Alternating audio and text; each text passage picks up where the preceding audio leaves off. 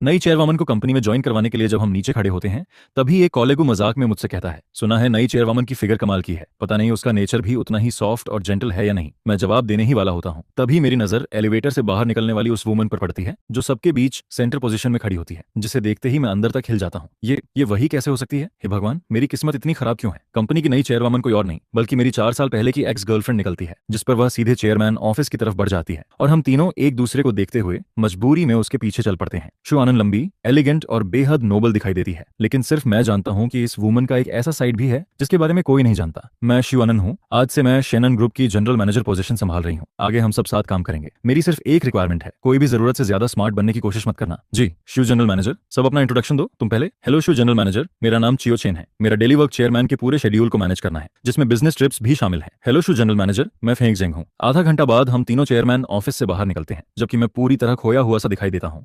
ये जुनहाओ मुझे कई बार आवाज देता है, तब जाकर मैं होश में आता हूँ। ब्रोदर चेन, कब से बुला रहा हूँ, क्या सोच रहे हो? ब्रोदर चेन, क्या हुआ तुम्हें? कुछ नहीं। अभी तुम लोग क्या कह रहे थे? जिस पर वे दोनों हंसते हुए कहते हैं, हम कह रहे थे कि मिस शु कितनी खूबसूरत है, इतनी परफेक्ट फिगर है कि मॉडल नहीं बनी तो बेकार गया, और वो फेस सच में जीरो फ्लोज वाला है। पता नहीं रियल लाइफ में उसका नेचर भी उतना क्लिंजी होगा या नहीं। जिस पर मेरे मुंह से तुरंत निकल जाता है, क्लिंजी नहीं बल्कि हद से ज्यादा ऑब्सेसिव है। ब्रदर चेन, क्या कहा तुमने? ठीक से सुनाई नहीं दिया। कुछ नहीं। इसके बाद चेयरमैन ऑफिस के अंदर शु आनन का फोन बजता है। वह कॉल रिसीव करती है। आनन, तुम वापस देश आ गई? हाँ। क्या मैं वापस नहीं आ सकती? ऐसी बात नहीं है, लेकिन तुम शेनन ग्रुप में क्यों गई? तुम्हें पता है क्वियो चेन भी वहीं काम करता है? जिस पर शु आनन ठंडे स्वर में कहती है, मुझे नहीं पता ये नाम किसका है, बस जिद करती रहो। अगर नहीं जानती तो अपनी शोल्डर के पीछे बने लिली फ्लावर और लिटिल लैम्प टैटू की एक्सप्लेनेशन दो। मुझे तुम्हें एक्सप्लेनेशन देने की जरूरत नहीं। अगर और कोई काम नहीं है तो मैं कॉल रख रही हूँ। असल में लिली फ्लावर चियो चेन का फेवरेट फ्लावर था, और लिटिल लैम्प इसलिए क्योंकि चियो चेन की जोडियक साइन एरीज थी। उधर अपने ऑफिस में मैं टेबल पर सिर टिकाकर खोया बैठा रहता हूँ।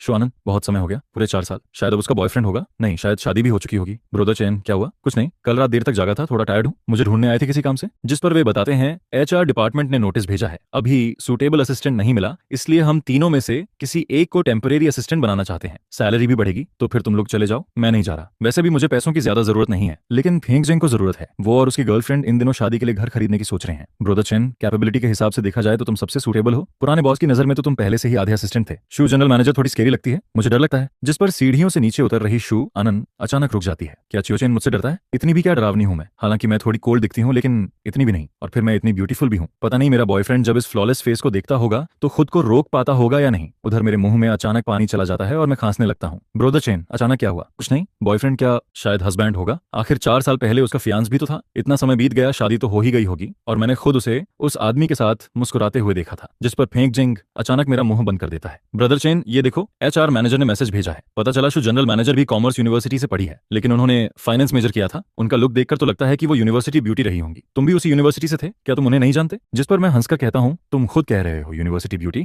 और मेरा चेहरा देखो, इतना ऑर्डिनरी आदमी यूनिवर्सिटी ब्यूटी तक कैसे पहुंच सकता है? ऑर्डिनरी? दोनों एक साथ चिल्ला उठते हैं। ब्रोदर चेन, तुम्हें किसने कह दिया कि तुम्हारा फेस ऑर्डिनरी है? अभी आधा महीना भी नहीं हुआ और हमें तुम्हारे लिए कितने लव लंच बॉक्सेस हैंडल करने पड़े हैं। ये तो अच्छी बात है, कम से कम तुम्हें खाना खरीदना नहीं पड़ता। धन्यवाद भाई, वेलकम। कुछ देर बाद सब अचानक खड़े हो जाते हैं, जिस पर मैं स्टेयरकेस के पास खड़ी उस वुमन को देखकर घबरा जाता हूँ। वो यहाँ क्यों है? कब से खड़ी है? हेलो एक्सू जनरल मैनेजर, आप खुद नीचे कैसे आ गई? कोई इंस्ट्रक्शन होता तो इंटरकॉम पर बता देती। मैं असिस्टेंट डिपार्टमेंट देखने आई थी। शु आनन चारों तरफ नजर दौड़ाती है और उसका एक्सप्रेशन पहले से थोड़ा बेहतर हो जाता है। एचआर ने शायद सबको बता दिया होगा, मुझे एक टेम्परेरी असिस्टेंट चाहिए। तुम तीनों की फाइल्स और पिछले 2 साल का वर्क रिकॉर्ड मैं देख चुकी हूँ। ये जुनहाओ, तुम्हारा काम क्लाइंट से ज्यादा जुड़ा हुआ है। तुम अपना काम चियो चेन को हैंडओवर कर दो। शेड्यूल मैनेज करने के अलावा चियो चेन जो बाकी काम कर रहा है वो अब तुम संभालोगे। कल से Chiyo Chen temporary general manager assistant की पोजीशन संभालेगा। ये जुनहाओ सिर हिला देता है। फेंग जेंग को भी कोई ऑब्जेक्शन नहीं होता, लेकिन मैं तुरंत बोल पड़ता हूँ, शु जनरल मैनेजर, मैं इस पोजीशन के लिए सूटेबल नहीं हूँ। पहले जुनहाओ असिस्टेंट डिपार्टमेंट के साथ ज्यादा कोऑर्डिनेट करता था, वो मुझसे ज्यादा फिट है। जिस पर शु आनन मेरी तरफ देखती है और ठंडे स्वर में पूछती है, चेयरमैन तुम हो या मैं? यह कहकर वह 2 सेकंड तक मुझे घूरती है और फिर एलिवेटर में चली जाती है। पागल वुमन, चेयरमैन होना कोई बहुत बड़ी बात है क्या? मैं जाना ही नहीं चाहता। हे भगवान, अब क्या करूं? ब्रदर चेन, तुम्हारा चेहरा ऐसा क्यों लग रहा है जैसे फांसी पर चढ़ने जा रहे हो? इतनी अच्छी सैलरी, प्रमोशन और बेनिफिट्स मिल रहे हैं, फिर भी खुश नहीं हो? मैं खुश नहीं हूं, मैं जाना ही नहीं चाहता। जुनहाओ, फेंग जिंग, जल्दी कोई तरीका सोचो। वो चेयरमैन है, हम क्या कर सकते हैं? रिलैक्स, शायद जनरल मैनेजर उतनी स्ट्रिक्ट नहीं होगी, पुराने बॉस से तो बेहतर ही होगी। ऊपर जाओगे तो मजे करोगे। 1 घंटे बाद मैं चेयरमैन ऑफिस पहुंचता हूं। हालांकि मैं पहले से जानता हूं कि अब मेरे और उसके बीच कोई पॉसिबिलिटी नहीं बची है,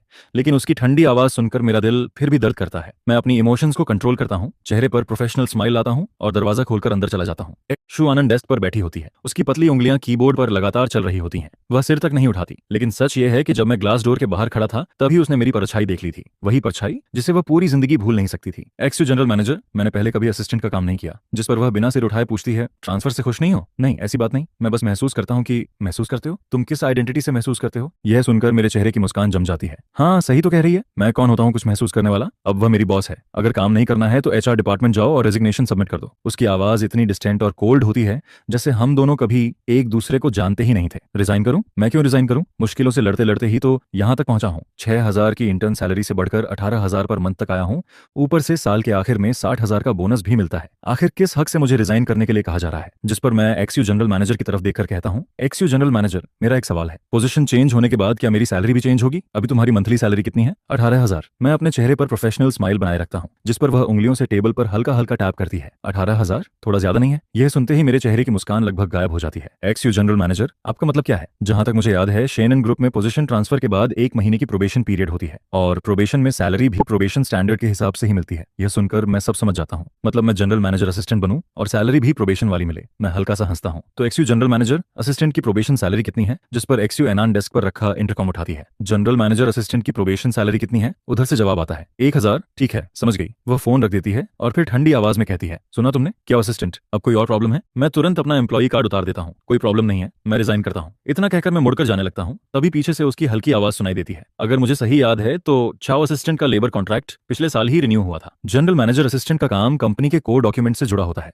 अगर रिजाइन करना है तो कम से कम 30 दिन पहले नोटिस देना होगा। साथ ही लीगल डिपार्टमेंट के साथ कोऑर्डिनेशन करके प्रॉपर हैंडओवर भी करना होगा, वरना इसे कॉन्ट्रैक्ट वायलेशन माना जाएगा और कंपनी को 24 महीने की सैलरी कंपेंसेशन देनी होगी। जिस पर वह कैलकुलेटर की तरह बिना भाव बदले आगे कहती है, क्या वो असिस्टेंट की करंट सैलरी के हिसाब से कुल 4,32,000 युआन बनते हैं। 4 साल की मेहनत को देखते हुए 4,30,000 दे देना। रिजाइन करने से पहले कंपनी अकाउंट में ट्रांसफर कर देना। मैं वहीं रुक जाता हूँ। कंपेंसेशन लेबर कॉन्ट्रैक्ट में ऐसा कोई क्लॉज नहीं है। शू जनरल मैनेजर, क्या मुझे 90 डिग्री झुककर आपका धन्यवाद करना चाहिए कि आपने 2,000 युआन कम कर दिए? जिस पर वह बिल्कुल शांत स्वर में जवाब देती है, बाकी एम्प्लॉयज के लिए नहीं, लेकिन तुम्हारे लिए है। अब मुझे सब समझ आ जाता है। वह जानबूझकर मुझे परेशान कर रही है, जानबूझकर मुझे मुश्किल में डाल रही है। मैं दांत भींचकर कहता हूँ, कंपनी अगर एम्प्लॉयज से मैलिशियस कंपेंसेशन मांगती है तो मैं अथॉरिटी में कंप्लेन कर सकता हूँ। जिस पर शू अनंत बिना किसी रिएक्शन के खड़ी हो जाती है। कर सकते हो, वैसे बिजनेस सर्कल बहुत छोटा होता है। चाओ असिस्टेंट, प्रोफेशन चेंज करने की तैयारी पहले से कर लेना। अब मुझसे और बर्दाश्त नहीं होता। एक्सू अनंत, तुम मुझे मजबूर कर रही हो तो क्या हुआ? अगर मुझसे रिक्वेस्ट कर लो तो शायद मैं रेजिग्नेशन एप्लीकेशन अप्रूव करने के बारे में सोच सकता हूँ। कभी नहीं। मैं एम्प्लॉय कार्ड वहीं फेंक देता हूँ, ग्लास डोर को जोर से खोलता हूँ और बगल वाले असिस्टेंट ऑफिस में जाकर दरवाजा बंद कर देता हूँ। अब मेरी इमोशंस पूरी तरह फूट पड़ती हैं। 4 साल पहले मैंने उसे छोड़ दिया था, फिर भी वह आखिर चाहती क्या है और कितना चाहती है कि मैं सफर करूं? थोड़ी देर बाद मैं खुद को शांत करता हूं, कंप्यूटर खोलता हूं और रेजिग्नेशन लेटर लिखकर एचआर डायरेक्टर को मेल कर देता हूं। लेकिन 1 मिनट भी नहीं गुजरता कि रिप्लाई आ जाता है, एप्लीकेशन रिजेक्टेड। कुछ देर बाद एचआर डायरेक्टर का फोन आता है, ब्रदर चेन, तुम रिजाइन करना चाहते हो? क्या नई ट्रीटमेंट से सेटिस्फाइड नहीं हो? ब्रदर चेन, तुम कंपनी में 4 साल से हो, तुम्हारी कैपेबिलिटी सब जानते हैं। मुझे पता है कि जनरल मैनेजर असिस्टेंट के लिए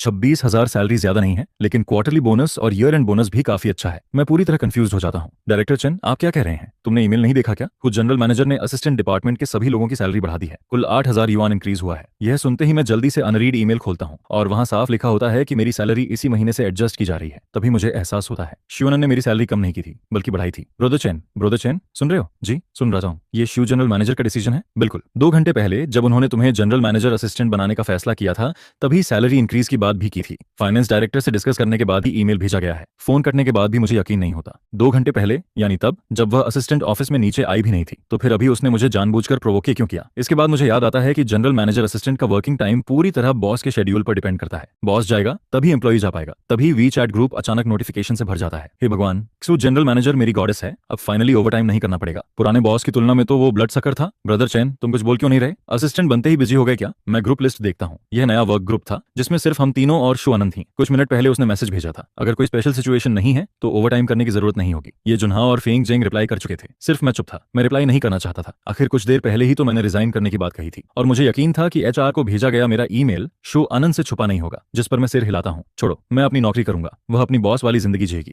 अपने मन को शांत करके मैं सीढ़ियों से असिस्टेंट ऑफिस की तरफ नीचे जाने लगता हूँ, जिस पर शिव आनंद मेरी परछाई देखते ही तुरंत खड़ी हो जाती है। वह फोन और कार की उठाती है और एलिवेटर की तरफ बढ़ जाती है। जब एलिवेटर का दरवाजा खुलता है तो हम तीनों अंदर खड़ी शिव आनंद को देखकर कुछ पल के लिए रुक जाते हैं, अंदर जाएं या नहीं। जिस पर वह खुद पूछती है, तुम लोग एलिवेटर नहीं लोगे? ये जुन्हाव सबसे पहले रिएक्ट करता है। वह हम दोनों को पकड़कर अंदर खींच लेता है।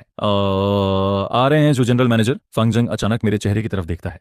ब्रदर चेन, क्या हुआ? जिस पर बगल में खड़ी शु आनंद की आंखों में भी हल्की चिंता दिखाई देती है। मैं सिर हिलाता हूँ, कुछ नहीं, बस कल रात ठीक से नींद नहीं आई, मेरी चिंता मत करो। एलिवेटर से बाहर निकलने के बाद ये जुन्हाव मेरे कंधे पर हाथ मारकर हंसता है। चाओ असिस्टेंट, तुम्हारी साल भर की सैलरी और बोनस मिलाकर 3-4 लाख युआन से कम नहीं होगी, फिर भी उस पुरानी वोलिंग कार को बेचकर नई कार क्यों नहीं लेते? वह अपनी कार की हिलाता है। अभी तो गवर्नमेंट सब्सिडी भी मिल रही है, कंपनी भी 20% सपोर्ट दे रही है, कितना पैसा बच जाएगा? जिस पर मैं मुस्कुराते हुए अपनी कार की निकालता हूँ। कार अभी भी ठीक चल रही है, बदलने की क्या जरूरत है? मेरे पैसे का और भी काम है। वैसे आज जल्दी छुट्टी मिली है, चलो बाहर खाना खाते हैं। BBQ, हॉटपॉट या जापानीज फूड जिस पर फेंक जेंग सिर हिलाता है। नहीं हो पाएगा, मैं अभी नया रेंटेड हाउस लेकर शिफ्ट हुआ हूँ, अभी वहाँ पूरी तरह सेट नहीं हुआ, मुझे जल्दी घर जाना होगा। वह ये नहीं बताता कि घर में एक डॉग भी है, उसे डर था कि कहीं कोई सुन न ले। फिर वह हंसकर कहता है, जब घर पूरी तरह सेट हो जाएगा तब तुम लोग मेरे घर हॉटपॉट खाने आना। इसके बाद शुआन चुपचाप हमारी पीठ के पीछे खड़ी रहती है। वह हमें कार्स में बैठते हुए देखती है और फिर उसके सामने खड़ी व्हाइट पोर्श धीरे धीरे आगे आ जाती है, जिस पर वह फोन निकालकर एक नंबर डायल करती है। पता लगाओ कि क्यूओ चेन ने नया घर कहाँ रेंट किया है। फोन के दूसरी तरफ शेया क्यूओ हंस पड़ता है, अरे वाह, तुमने तो कहा था कि तुम्हें उसकी कोई परवाह नहीं है। शू आनंद काफी देर तक कुछ नहीं बोलती, जिसके जवाब में दूसरी तरफ से आवाज आती है, ठीक है शू जनरल मैनेजर, 10 मिनट इंतजार कीजिए। जिस पर शू आनंद संतुष्ट होकर कॉल काट देती है। इस समय रोड पर पीक ट्रैफिक चल रहा होता है। मेरा छोटा इलेक्ट्रिक कार बड़ी सफाई से गाड़ियों के बीच रास्ता बनाते हुए आगे बढ़ रहा होता है, जिसे देखकर शू आनंद का ड्राइवर खुद को रोक नहीं पाता। सच कहूं तो मुझे समझ नहीं आता, लोग ऐसी छोटी इलेक्ट्रिक कार खरीदते ही क्यों हैं? देखने में तो ठीक लगती है, लेकिन अगर एक बार आग पकड़ ले तो सिर्फ फ्रेम ही बचता है। जिस पर शू आनंद पहली बार उसकी बात का जवाब देती है, क्या ऐसी कार सच में अनसेफ होती है? ड्राइवर हंसकर कहता है, एक्सो जनरल मैनेजर आप ही बताइए, कुछ हजार युआन की कार कितनी सेफ हो सकती है? एयर बैग्स भी सिर्फ हाई एंड मॉडल्स में आते हैं, अगर इसे टक्कर लग जाए तो। लेकिन उसकी बात पूरी होने से पहले शू आनंद बोल पड़ती है, तो टक्कर मार दो। ड्राइवर एक पल के लिए जड़ हो जाता है।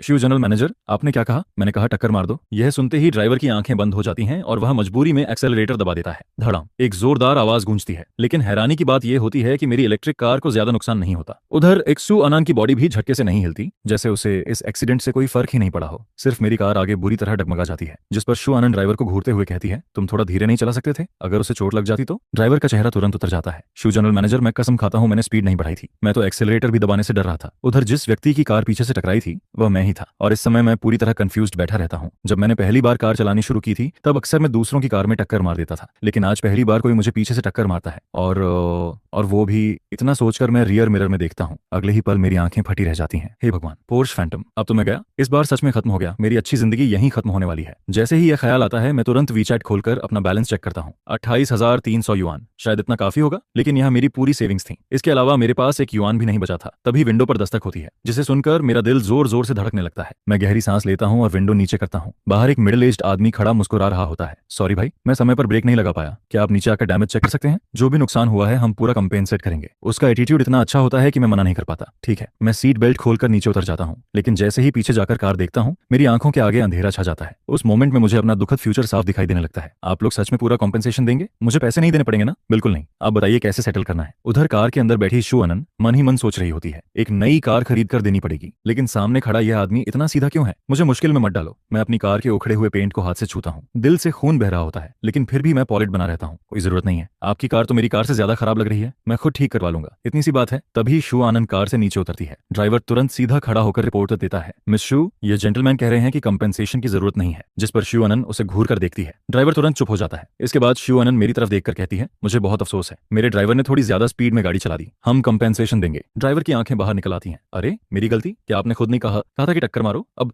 पूरा ब्लेम मेरे ऊपर डाल दिया? क्या दुनिया में कोई जस्टिस नहीं बचा? उधर मैं उसकी आवाज सुनते ही जम जाता हूँ। एक्स यू जनरल मैनेजर। एक्स यू अनान बस हल्का सा हम कहती है, फिर शांत स्वर में बोलती है, या तो नई कार खरीद लो और बिल मुझे भेज देना, या कंपनी तुम्हारे लिए कार खरीद देगी, दोनों में से एक ऑप्शन चुन लो। नहीं, जरूरत नहीं है, मेरी कार अभी भी ठीक चल रही है, बदलने की कोई जरूरत नहीं। जिस पर शू आनंद कुछ सेकंड तक चुप रहती है, फिर कहती है, कल सुबह मेरे ऑफिस में आना, क्योंकि अगर चियो चेन खुद कार खरीदेगा तो फिर से बिल्कुल यही मॉडल खरीद लेगा। शू जनरल मैनेजर, सच में जरूरत नहीं है, सिर्फ थोड़ा पेंट निकला है, ये कार इस्तेमाल करने में काफी कन्वीनियंट है। शू एनान हल्का सा हंसती है। कन्वीनियंट? उसका रिएक्शन देखकर मैं कंफ्यूज हो जाता हूँ। मैं कुछ बोलने ही वाला होता हूँ कि अचानक वह ऐसा काम कर देती है जिससे मैं डर जाता हूँ। अरे अरे अरे, तुम क्या करने वाली हो? मैं देखता हूँ कि शू आनंद वापस कार में बैठ चुकी है और कार धीरे धीरे रिवर्स होने लगती है, जिस पर मुझे तुरंत उसकी इंटेंशन समझ आ जाती है। मैं भागकर कार के सामने खड़ा हो जाता हूँ। शू आनंद, तुम पागल हो गई हो क्या? तुरंत कार रोको। पास खड़ा ड्राइवर दंग रह जाता है। यह आदमी कितना बहादुर है, सीधे शू जनरल मैनेजर का नाम लेकर चिल्ला रहा है। तभी विंडो नीचे होती है। शू आनंद सिर बाहर निकालती है। ओल्ड शू, उसे हटाओ। ड्राइवर तुरंत घबरा जाता है। सर माफ कीजिए। इसके बाद वह मुझे खींचकर साइड कर देता है। अगले ही पल धड़ाम, एक और जोरदार आवाज गूंजती है। मैं स्तब्ध खड़ा अपनी इलेक्ट्रिक कार को पलटते हुए देखता रहता हूँ। पूरी कार मेरी आंखों के सामने बर्बाद हो जाती है, जिस पर मैं गुस्से से चिल्ला उठता हूँ, शू आनंद, क्या तुम्हें कोई बीमारी है? फालतू में मेरी कार क्यों तोड़ रही हो? लेकिन शू आनंद मेरी बर्बाद कार की तरफ देखती तक नहीं। उधर ड्राइवर का दिल जरूर रो रहा होता है। आखिर यह ग्लोबल लिमिटेड एडिशन पोर्शे थी। इतने अमीर लोग भी क्या ऐसे पैसे उड़ाते हैं? ये तो करोड़ों की कार थी और उसने बिना सोचे टक्कर मार दी। इसके बाद शू आनंद मेरे सामने आकर रुकती है। कल सुबह मेरे ऑफिस में आना। मैं उसकी बात को पूरी तरह इग्नोर कर देता हूँ, बस इंश्योरेंस कंपनी को कॉल लगाने लगता हूँ। यह देखकर शू आनंद मेरी टूटी हुई कार के सहारे टिक जाती है। उसका एटीट्यूड ऐसा होता है जैसे वह आज मेरे साथ अंत तक लड़ने वाली हो। तभी ड्राइवर धीरे से पूछता है, एक्सो जनरल मैनेजर, क्या इंश्योरेंस को कॉल करें? जिस पर शू आनंद तुरंत जवाब देती है, इंश्योरेंस को क्यों बुलाना है? क्या मैं एक टूटी हुई कार का पैसा नहीं दे सकती? ड्राइवर उसकी पोर्श के टूटे हुए फ्रंट बम्पर को देखता है और मन ही ही मन रो पड़ता है। तो आपकी कार का क्या होगा? जिस पर शु आनंद मेरी तरफ देखते हुए कहती है, अगर रिपेयर नहीं हो सकती तो फेंक दो। ड्राइवर राहत की सांस लेता है। चलो अच्छा हुआ, कम से कम पूरी कार नहीं फेंकी जाएगी। पीक ट्रैफिक होने की वजह से इंश्योरेंस कंपनी करीब 1.5 घंटे बाद पहुंचती है, जिस पर इंश्योरेंस स्टाफ मेरी पलटी हुई इलेक्ट्रिक कार और सामने खड़ी पोर्श को देखकर कांपती आवाज में पूछता है, मिस्टर क्यू, आप श्योर हैं कि उन्होंने आपकी कार को टक्कर मारी है? कहीं आपने खुद तो कार नहीं पलटी? मैं तुरंत गुस्से में बोल पड़ता हूँ, क्या तुम्हें हालात दिखाई नहीं दे रहे? फालतू बातें बंद करो, सीधे नुकसान का एस्टिमेट बनाओ और उसे कॉम्पेंसेशन दिलवाओ। मैं गुस्से से भरा हुआ होता हूँ। शु आनंद सच में मेरे पीछे पड़ा हुआ भूत लग रही थी। जब भी उससे सामना होता है कुछ अच्छा नहीं होता। एक्सीडेंट का मामला निपटाने के बाद मुझे अचानक याद आता है, लाइटनिंग अभी भी घर पर अकेला है। मैं स्टाफ से कहता हूँ, कार का मामला आप लोग संभाल लीजिए, अगर कोई प्रॉब्लम हो तो मुझे कॉन्टैक्ट कर लेना। यह कहकर मैं कार से अपनी वैल्यूएबल्स और बैंक कार्ड्स निकालता हूँ,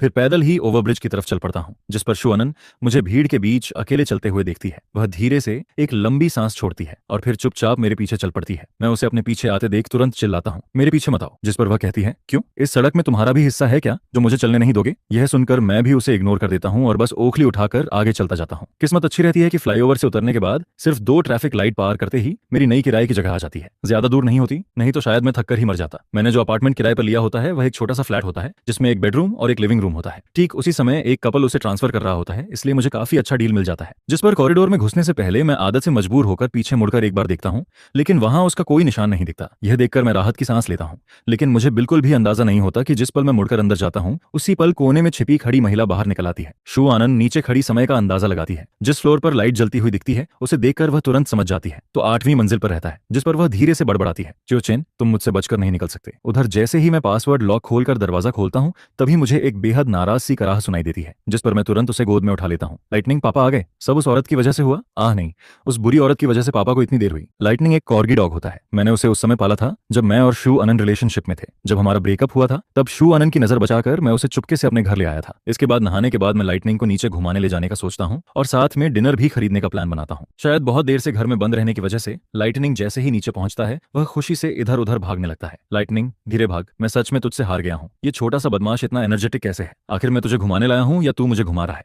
जब हम रेजिडेंशियल एरिया के गेट तक पहुंचते हैं तभी शु आनंद ड्राइवर की गाड़ी में बैठ रही होती है। रियर व्यू मिरर में मेरी जानी पहचानी परछाई दिखते ही वह तुरंत गाड़ी रुकवाती है, जिस पर गाड़ी धीरे से रुक जाती है और मैं कुत्ते को खींचते हुए धीरे धीरे भागता नजर आता हूँ। यह दृश्य शु आनंद की आंखों में पड़ता है, जिसे देखकर वह गुस्से में हंस पड़ती है। तो यह आदमी सिर्फ मेरा दिल ही नहीं चुराता, मेरा कुत्ता भी चुरा लेता है। जिस दिन ब्रेकअप हुआ था उस दिन वह बार में बुरी तरह नशे में धुत हो गई थी। घर लौटकर उसने देखा था कि दरवाजा खुला हुआ है और कुत्ता भी गायब है। उसने सोचा था कि शायद डॉग खुद भाग गया होगा। उसने रिवॉर्ड तक घोषित कर दिया था, लेकिन फिर भी लाइटनिंग नहीं मिला था। उसे क्या पता था कि कोई डॉग थीफ ही उसे उठा ले गया था।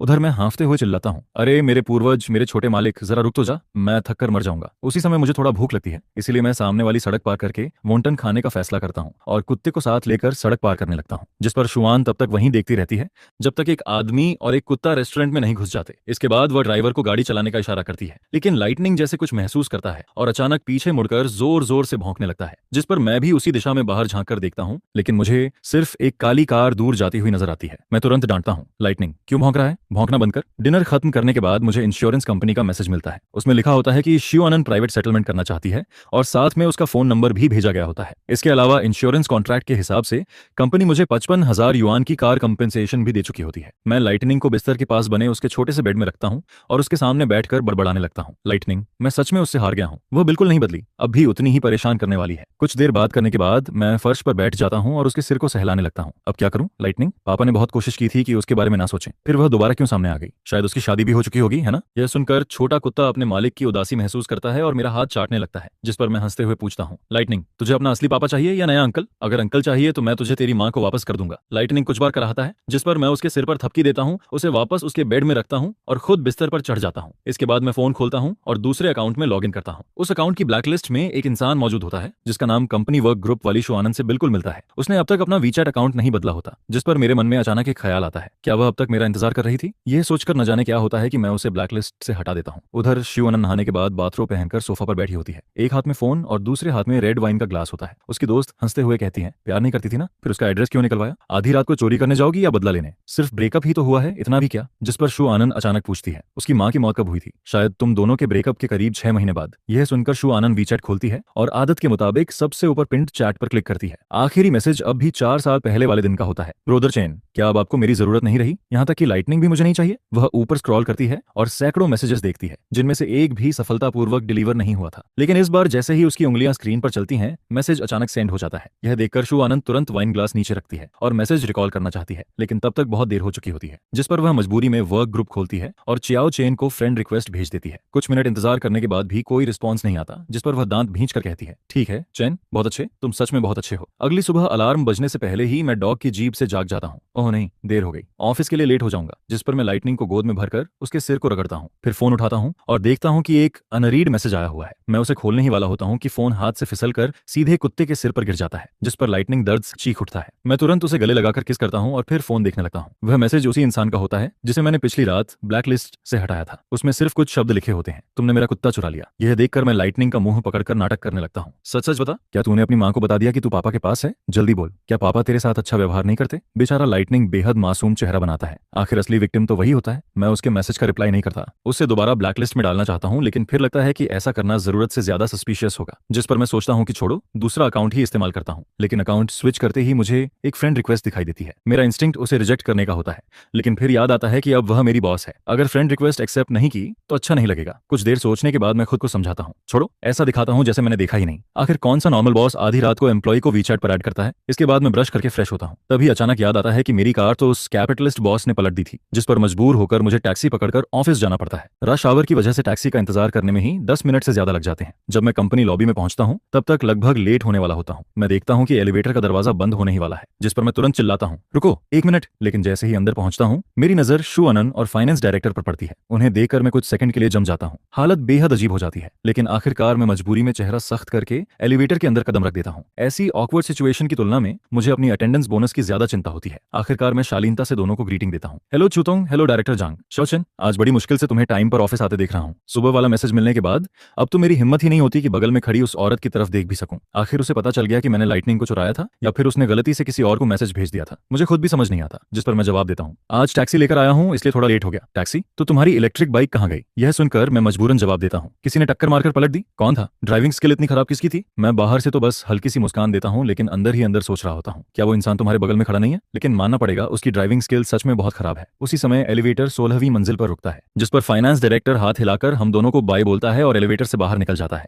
अब अंदर सिर्फ मैं और शू अनान बचे होते हैं। अचानक माहौल बेहद अजीब हो जाता है। मैं लगातार डिस्प्ले पैनल पर बदलते हुए नंबर्स को घूरता रहता हूं। जब तक एलिवेटर 30वीं मंजिल पर नहीं पहुंच जाता, मैं 1 सेकंड के लिए भी उसकी तरफ देखने की हिम्मत नहीं करता। जैसे ही दरवाजा खुलता है, मैं बिजली की तरह बाहर निकल जाता हूं और सीधे इमरजेंसी स्टेयरकेस की तरफ बढ़ने लगता हूं। उधर सेक्रेटरी ऑफिस में 2 लोग मीटिंग कर रहे होते हैं। वे अभी ग्रीटिंग भी नहीं कर पाते कि उनके सामने से हवा का झोंका निकल जाता है। जून हाओ, अभी जो भागा वो क्वियो चेन था ना? जिस पर यह जून हाओ जवाब देने ही वाला होता है कि तभी शू अनन को आता देख वह तुरंत कॉफी कप नीचे रख देता है और खड़ा हो जाता है। हेलो शुटोंग, फेंग जिंग थोड़ा देर से नोटिस करता है। जब तक वह ग्रीटिंग देने की तैयारी करता, तब तक शू अनन प्राइवेट एलिवेटर में प्रवेश कर चुकी होती है, जिस पर फेंग जिंग उत्सुकता से पूछता है, तो छाओचन इतनी तेजी से इसलिए भागा क्योंकि वह छूतों के साथ एलिवेटर में था, लेकिन आज वह लेट कैसे हो गया? नॉर्मली तो सबसे पहले वही ऑफिस आता है। उधर मैं सिर्फ 1 सेकंड में अपने ऑफिस के अंदर घुस चुका होता हूँ। एलिवेटर रुकने से पहले भी इक्सू अनान मेरी परछाई देख लेती है। जनरल मैनेजर असिस्टेंट ऑफिस का ग्लास डोर हल्का सा कांपता है, जिस पर उसके होंठों पर हल्की मुस्कान आ जाती है, डरपोक। इसके बाद वह मन ही मन सोचती है, चाओचन, इतने साल बाद मिले हैं और तुम्हारी हिम्मत पहले से भी छोटी हो गई है। सिर्फ एक एलिवेटर में साथ खड़े हुए थे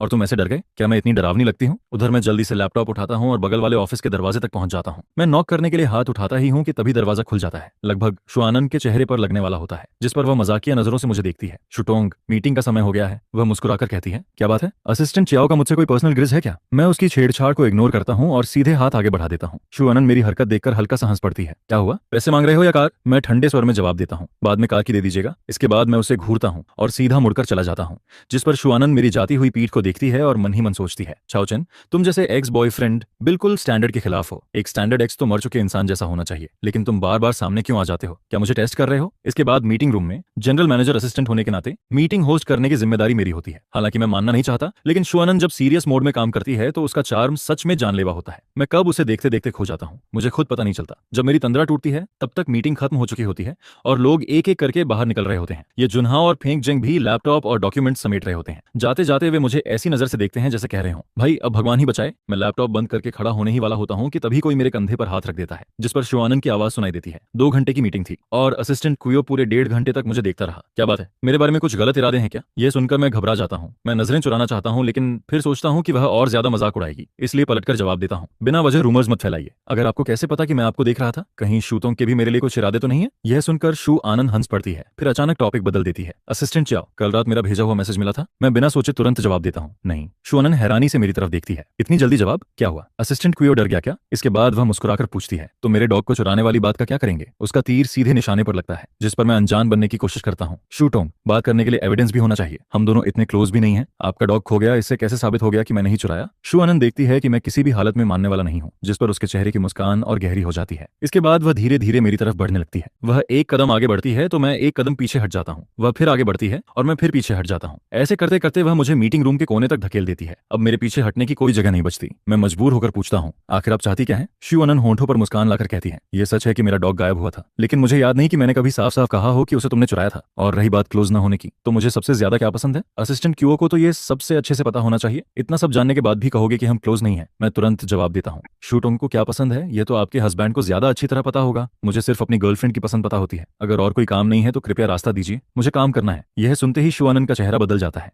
वह दांत भींचकर बोलती है, क्या चैन, अभी जो कहा एक बार फिर से कहो। मैं तुरंत पलटकर जवाब देता हूँ, शूटोंग आपकी उम्र अभी ज्यादा नहीं हुई, क्या सुनने में दिक्कत होने लगी है? वैसे मेरा ENT डिपार्टमेंट के चीफ डॉक्टर से परिचय है, जियांगचन हॉस्पिटल में है। जरूरत हो तो आपके लिए स्पेशलिस्ट अपॉइंटमेंट भी दिलवा सकता हूँ। यह सुनते ही शु अनन गुस्से में चिल्लाती है, दफा हो जाओ यहाँ से, जिस पर मैं बिना एक सेकंड गनवाए तेजी से वहां से निकल जाता हूँ। वह ठंडी आवाज में सूंघकार भरती है और वापस अपने ऑफिस में लौट जाती है। उधर चेयरमैन ऑफिस के अंदर शिया कुयो सोफा पर लेटी गेम खेल रही होती है। धत तेरे की, तुम लोग बेवकूफ हो क्या? इस समय अटैक नहीं करोगे तो आखिर कब करोगे? मैं सच में तुम लोगों से परेशान हो गई हूँ। पूरी टीम पागलों से भरी हुई है। गुस्से में वह गेम बंद कर देती है और फोन को सोफा पर फेंक देती है। लेकिन जैसे ही सिर उठाती है, शु अनन को एक्सप्रेशनलेस फेस के साथ अंदर आते हुए देखती है। दरवाजा जोर से बंद होता है। शु अनन चलते चलते उसकी टांगों पर नजर डालती है जो टी टेबल पर रखी होती है, जिस पर वह नाराज होकर कहती है, अपने पैर नीचे रखो। अपनी दोस्त का चेहरा देखते ही शिया चियाओ सब समझ जाती है। वह उत्सुकता से पूछती है, क्या तुम्हारे उस जिद्दी एक्स बॉयफ्रेंड ने फिर से तुम्हें गुस्सा दिला दिया? शु अनन तुरंत जवाब देती है, बोलना नहीं आता तो चुप रहा करो। मेरे दिल में उस इंसान के लिए कुछ नहीं है। शिया चियाओ हंस पड़ती है, ओह, मैंने उसका नाम भी नहीं लिया और तुम्हें पता चल गया कि मैं किसकी बात कर रही हूँ। मान लो अनान, तुम अब भी उससे प्यार करती हो। 4 साल बीत गए लेकिन तुम अब तक उसे भूल नहीं पाई। यह सुनकर शु अनन तुरंत विरोध करती है, मैं उससे प्यार करती हूँ? दिन दहाड़े सपने देख रही हो क्या? मुझे लगता है तुम पागल हो गई हो। लेकिन शिया चियाओ बिल्कुल नाराज नहीं होती। वह आराम से सोफा पर टिककर कहती है, चलो मैं याद दिला देती हूँ, तुम्हारा बॉयफ्रेंड भी नहीं है, यहाँ तक कि डॉग भी खो गया। सच में बहुत दयनीय हो प्रेसिडेंट शु।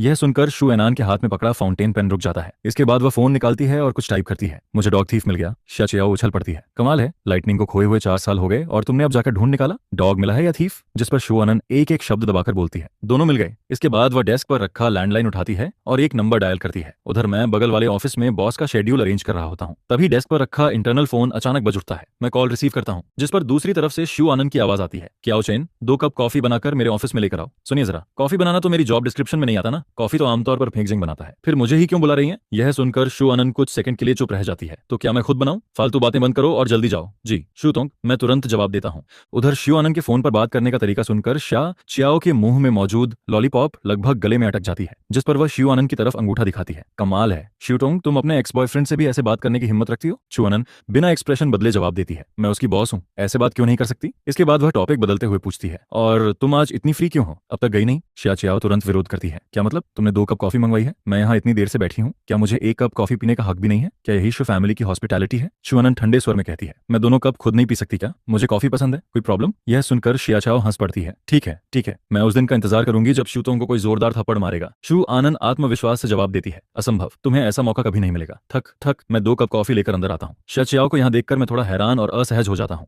जिस पर वह मुस्कुराते हुए खुद ग्रीटिंग करती है, क्या चैन, बहुत समय हो गया। हेलो शटोंग, मैं भी शालीनता से जवाब देता हूँ। शिया चियाओ एक परफेक्ट स्माइल के साथ कहती है, फ्री हो कभी? मैं तुम्हें कॉफी पिलाना चाहती हूँ। मैं हल्की मुस्कान के साथ जवाब देता हूँ, बिल्कुल, बस शटोंग पहले अपॉइंटमेंट बुक कर लीजिएगा। जिस पर ऑफिस डेस्क के पीछे बैठी शु अनन हम दोनों की बातचीत देखती रहती है और उसका चेहरा तुरंत ठंडा पड़ जाता है। फिर वह ठंडी आवाज में बोलती है, असिस्टेंट चियाओ, क्या मुझे तुम्हें याद दिलाना पड़ेगा कि अभी वर्किंग आवर्स चल रहे हैं? उसकी आवाज सुनते ही मैं मन ही मन मुस्कुरा देता हूँ। वह सच में बिल्कुल नहीं बदली। पहले की तरह आज भी उसे पसंद नहीं कि मैं किसी दूसरी महिला के करीब जाऊं। थोड़ी सी बात पर भी उसे जेलसी होने लगती है। मैं कॉफी आगे रखते हुए कहता हूँ, सुनो आपकी कॉफी। मैं मुड़कर जाने ही वाला होता हूँ कि पीछे से उसकी ठंडी आवाज आती है, क्या मैंने तुम्हें जाने की परमिशन दी है? यह देखकर शिया चियाओ हंस पड़ती है, ठीक है, मैं चलती हूँ, तुम दोनों को डिस्टर्ब नहीं करूंगी। इसके बाद ऑफिस का दरवाजा बंद हो जाता है। जब कमरे में सिर्फ हम दोनों रह जाते हैं तब शु अनन धीरे से सिर उठाकर पूछती है, असिस्टेंट चियाओ, असिस्टेंट की रिस्पॉन्सिबिलिटी क्या होती है? मैं बिना झिझक जवाब देता हूँ, बॉस के हर काम में कोऑर्डिनेशन करना। जिस पर शु अनन संतुष्टि से सिर हिलाती है। वह आगे कोई मुश्किल सवाल नहीं पूछती, कॉफी का कप उठाकर एक घूंट लेती है, लेकिन अगले ही पल लगभग कॉफी थूक देती है। तुमने जानबूझकर किया है ना? मैं अब भी प्रोफेशनल स्माइल बनाए रखता हूँ। एक्सुतोंग, आपने सिर्फ कॉफी बनाने को कहा था, यह नहीं बताया था कि कौन सी कॉफी चाहिए। मैं तो नॉर्मली इंस्टेंट कॉफी ही पीता हूँ। असल में दोनों कप में से सिर्फ 1 कप इंस्टेंट कॉफी होता है। मैं उसकी आदत अच्छी तरह जानता हूँ, इसीलिए जानबूझकर वही कप उसकी तरफ रखता हूँ।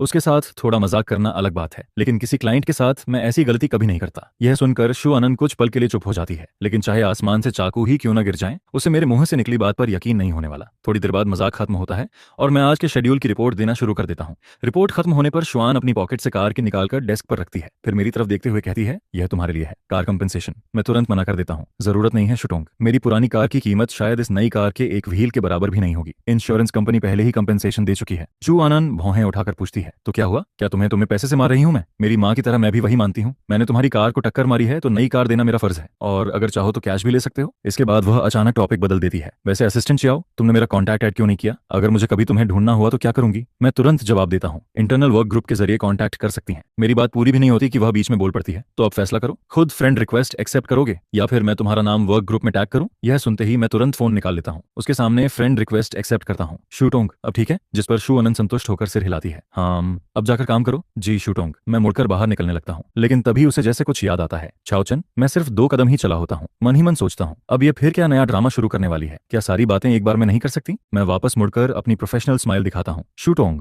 और कोई आदेश? वह कुछ सेकंड मुझे देखती रहती है, फिर पूछती है, तुम्हारे पास सिर्फ एक ही फोन नंबर है? मेरा दिल एक पल के लिए उछल पड़ता है, लेकिन मैं सामान्य चेहरा बनाए रखता हूँ। जी। यह सुनकर शु अनन आखिरकार हाथ हिलाकर मुझे जाने का इशारा करती है। असल में उसे डर होता है कि अगर चियो चेन कुछ देर और यहीं रहा तो शायद वह खुद को रोक नहीं पाएगी और उसे पीट ही देगी। 4 साल बीत चुके थे, लेकिन दर्द सिर्फ उसे ही क्यों झेलना पड़ा? जिस पर वह मन ही मन सोचती है, मैं जानबूझकर तुम्हें आसानी से नहीं छोड़ूंगी चाओचेन, तुम एक बार फिर मेरी दुनिया में वापस आ चुके हो, अब दोबारा भागने के बारे में सोचना भी मत। उधर प्रेसिडेंट ऑफिस से बाहर निकलते ही मैं जोर से अपनी छाती थपथपाता हूँ, ऐसा लगता है जैसे किसी बड़ी मुसीबत से बचकर निकला हूँ। आज शु अनन कुछ अलग ही लग रही थी, वह पहले वाली शु अनन जैसी बिल्कुल नहीं लग रही थी। लेकिन तभी मुझे अचानक याद आता है कि नए घर में अभी तक सिक्योरिटी कैमरा नहीं लगाया है, जिस पर मैं तुरंत ऑनलाइन जाकर 2 कैमरों ऑर्डर कर देता हूँ। लंच ब्रेक के दौरान मैं कैफेटेरिया में चारों तरफ नजर दौड़ाता हूँ, फिर खुद ही सिर हिलाता हूँ, शु अनन जैसी बॉस यहाँ क्यों आएगी? वह आखिर कंपनी की प्रेसिडेंट है, ऐसी जगहों पर आने की जरूरत ही क्या है? उसी समय फेंगजेंग बोल पड़ता है, सच कहूं तो शूतोंग बहुत अच्छी बॉस है, पहले वाला झो बापी तो हर दिन बेवजह प्रॉब्लम निकालता रहता था, शूतोंग बिल्कुल अलग है। मैं हंसकर पूछता हूँ, वह बूढ़ा झो बापी क्या कहता था? फेंगजेंग तुरंत उसकी नकल करता है, अगर सब कुछ मैं ही बता दूं तो फिर तुम्हें सेक्रेटरी रखकर क्या फायदा? हम लोग बात कर ही रहे होते हैं कि ये जुनहाओ सुबह वाली बात छेड़ देता है। चाओचन, आज सुबह क्या हुआ था? ऐसे भाग क्यों रहे थे जैसे कोई भूत पीछे पड़ गया हो? मैं बेबस होकर जवाब देता हूँ, पूछो मत, कल रात मेरी कार पलट गई थी, तुम्हें चोट तो नहीं लगी? मैं सिर हिलाकर मना करता हूँ।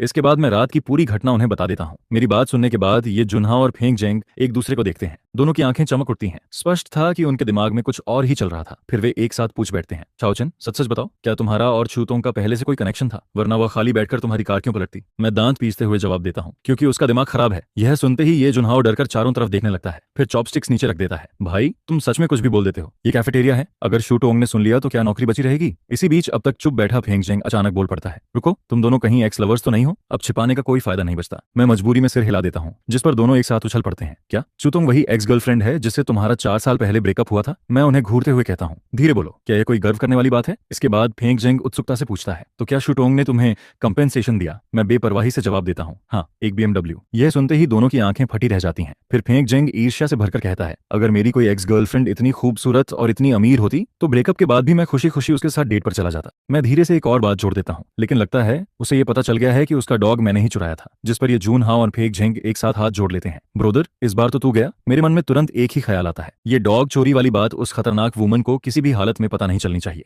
वरना उसके बदला लेने वाले तरीके को देखते हुए हो सकता है वो सीधे पुलिस तक बुला ले। दोपहर का ब्रेक शुरू होता है, शायद इसलिए क्योंकि शु अनन का ऑफिस मेरे ऑफिस के बिल्कुल बगल में था। मैं डेस्क पर सिर रखकर भी सो नहीं पाता हूँ। मुझे डर लग रहा होता है कि कहीं कल रात की तरह फिर से उसका सपना ना आ जाए, सच में जैसे कोई भूत मेरे पीछे पड़ गया हो। शाम को ऑफिस छुट्टी होने से पहले मुझे शु अनन का मैसेज मिलता है, मेरे ऑफिस में आओ। मैं अभी अभी कंप्यूटर शट डाउन करता हूँ, डेस्क पर रखा फोन उठाकर अनलॉक करता हूँ, फिर मुंह बनाकर उसकी आवाज की नकल करता हूँ, मेरे ऑफिस में आओ। एटीट्यूड देखो इसका। मैं तिरस्कार से नाक सिकोड़ता हूँ और बगल वाले चेयरमैन ऑफिस की तरफ चल पड़ता हूँ। डोर के सामने पहुंचकर मैं गहरी सांस लेता हूँ, फिर चेहरे पर मुस्कान लाकर नॉक करता हूँ। शु जनरल मैनेजर, आपने बुलाया था? उधर शु अनन कंप्यूटर स्क्रीन के सामने बैठी होती है, वो सोफा की तरफ इशारा करती है। मैं देखता हूँ कि सोफा पर कई शॉपिंग बैग्स रखे हुए हैं, जिस पर मैं मन ही मन सोचता हूँ कहीं मुझे सोफा पर बैठकर वेट करने को तो नहीं कह रही। उसके हिसाब से तो अच्छा है कि मुझे घुटनों के बल खड़ा नहीं करवा रही। 5 मिनट वेट करो। शु अनन मेरी तरफ देखती है, मैं अब भी वहीं खड़ा रहता हूँ, जिस पर वो मीटिंग का माइक्रोफोन म्यूट कर देती है और कहती है, वहाँ क्लॉथ्स रखे हैं, एक सेट चुनो और चेंज कर लो। क्या मैं कपड़े चेंज करूँ? जल्दी करो, टाइम वेस्ट मत करो। मैं तुरंत मना कर देता हूँ, शु जनरल मैनेजर, मुझे लगता है मेरे कपड़े बिल्कुल ठीक हैं, चेंज करने की जरूरत नहीं है। जिस पर शु अनन हल्का सा व्यंग्यात्मक हंसती है। तुम इसी चीप ऑफिस सूट में मेरे साथ क्लाइंट से मिलने जाओगे? उसकी बात सुनकर मैं अंदर ही अंदर भड़क जाता हूँ। ये मेरे पास सबसे महंगा सूट था, क्या उसे कोई बीमारी है? आखिर में मैं जवाब देता हूँ, मुझे लगता है एक्स-यू जनरल मैनेजर की एस्थेटिक सेंस में प्रॉब्लम है। क्लाइंट से मिलने के लिए सूट पहनना सबसे प्रॉपर चॉइस है। मुझे अब भी जिद करते देखकर वो मुस्कुराती है, फिर शरारती अंदाज में भौं उठाकर कहती है, मीटिंग खत्म होने में सिर्फ 5 मिनट बचे हैं, तुम आराम से सोच सकते हो। लेकिन 5 मिनट बाद भी अगर तुमने चूज नहीं किया तो मुझे खुद तुम्हारे लिए कपड़े चुनने में कोई प्रॉब्लम नहीं होगी। यह सुनकर मैं 2 कदम पीछे हट जाता हूँ। सच में दिमाग खराब है, जैसे मुझे नहीं पता कि तुम क्या सोच रही हो। जिस पर शिव आनंद बड़े आराम से कहती है, अंदर रेस्ट रूम है, वहां जाकर चेंज कर सकते हो। मैं फिर भी मना करना चाहता हूँ, लेकिन जैसे ही शिव आनंद खड़ी होती है मैं तुरंत एक बैग उठाता हूँ और भागते हुए लाउंज रूम में घुस जाता हूँ। अंदर पहुंचते ही मैं